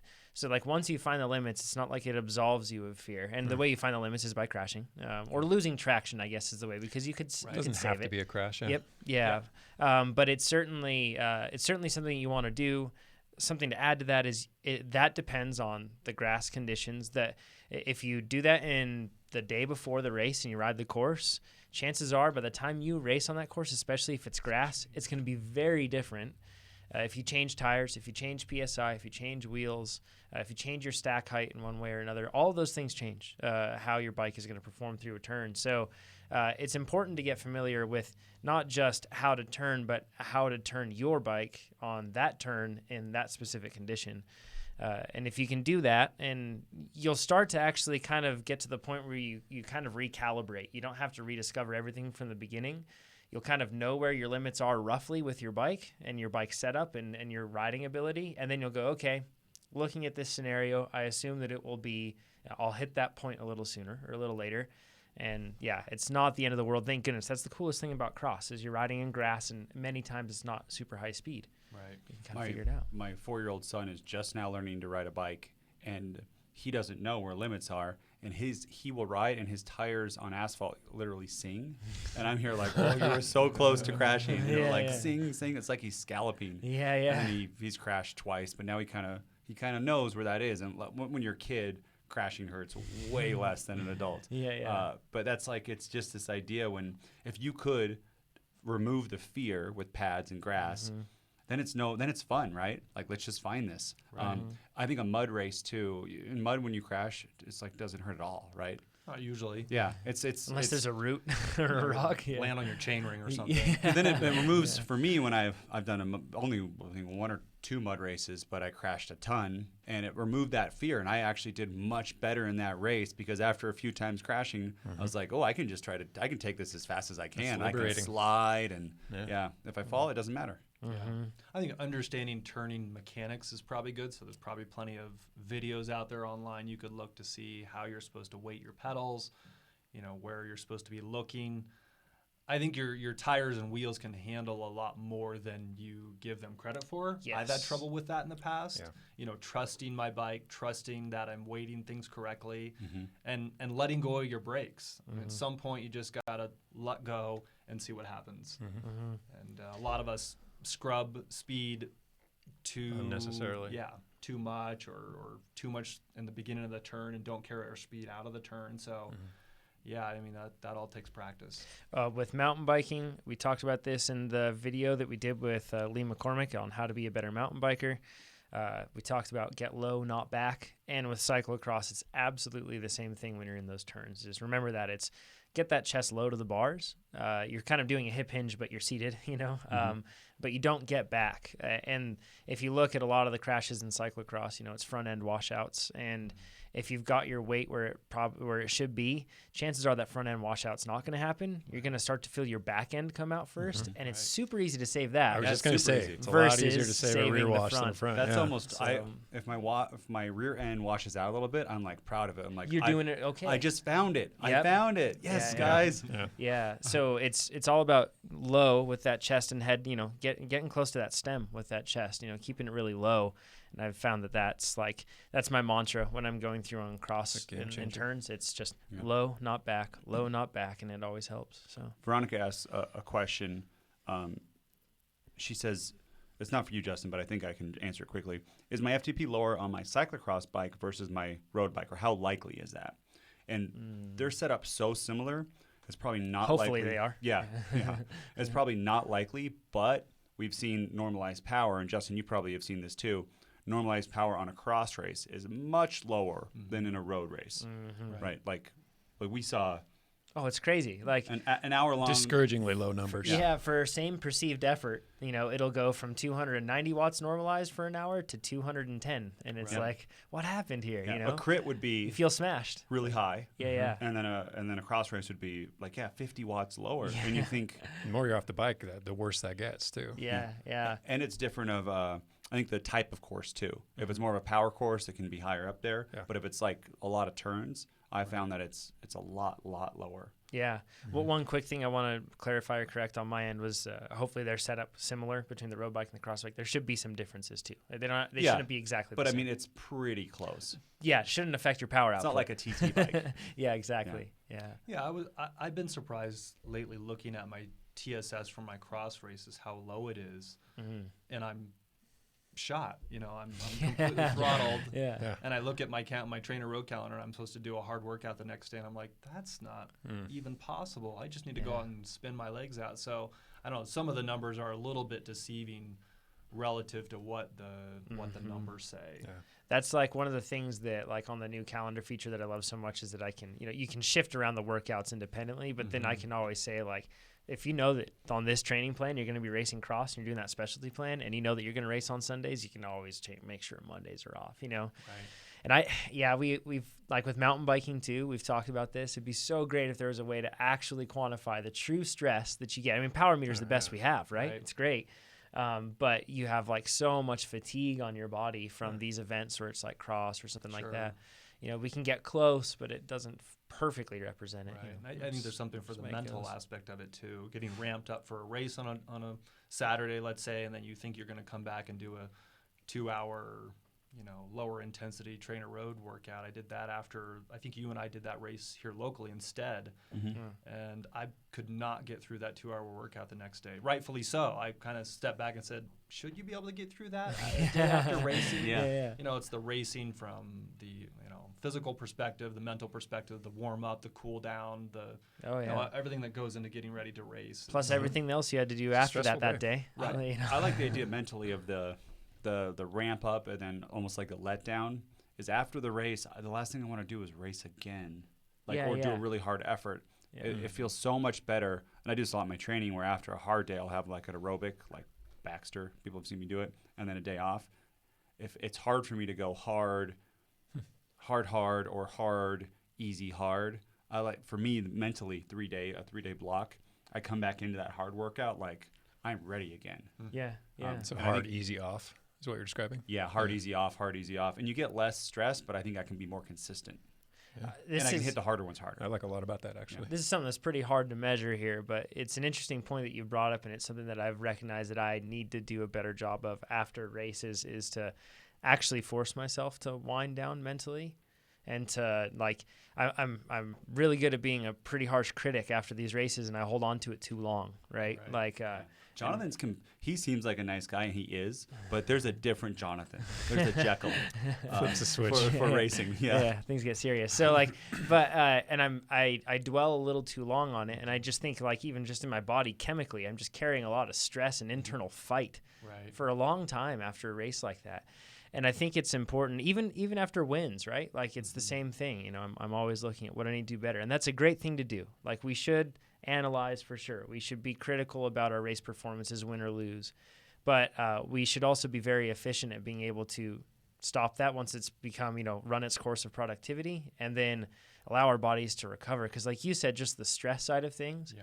Especially with the family, like with mothers that are racing, like I always admire that when like they're like taking care of kids, they race and they get right back and it's straight back to taking care of the kids again. Like that's really, really hard. Like you don't get a whole lot of time to decompress. So parenting is hard. Yeah, it's work. It is. So it's. I think that's a really good point is to make sure that you're considering that aspect of it, not just the physical stress on the legs.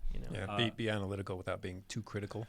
Pro marriage tip to what Jonathan just said is you can get in a fight with your spouse and that's not the tip though. Right? You can be okay. But afterwards you can feel this happens all the time. You can feel like it's okay. But you can still feel ramped up because it's actually in your blood, and it takes biologically, it takes time to clear that like fight feeling inside of you. And when you race, that is alive and well. Exactly, but I mean, people, you think you're okay, but it doesn't seem like you're okay, and it's just like biologically, like mentally, you could be fine, but you just have to have a little bit of time to like get that. Your body has to process Your body's all that still stuff. in a state of threat or being threatened. Yeah, fight. Yeah. Yeah, it's tricky stuff. This has been an awesome conversation. I feel like, and judging from people's comments, they found it relatable and something that was actually, it's good to just have.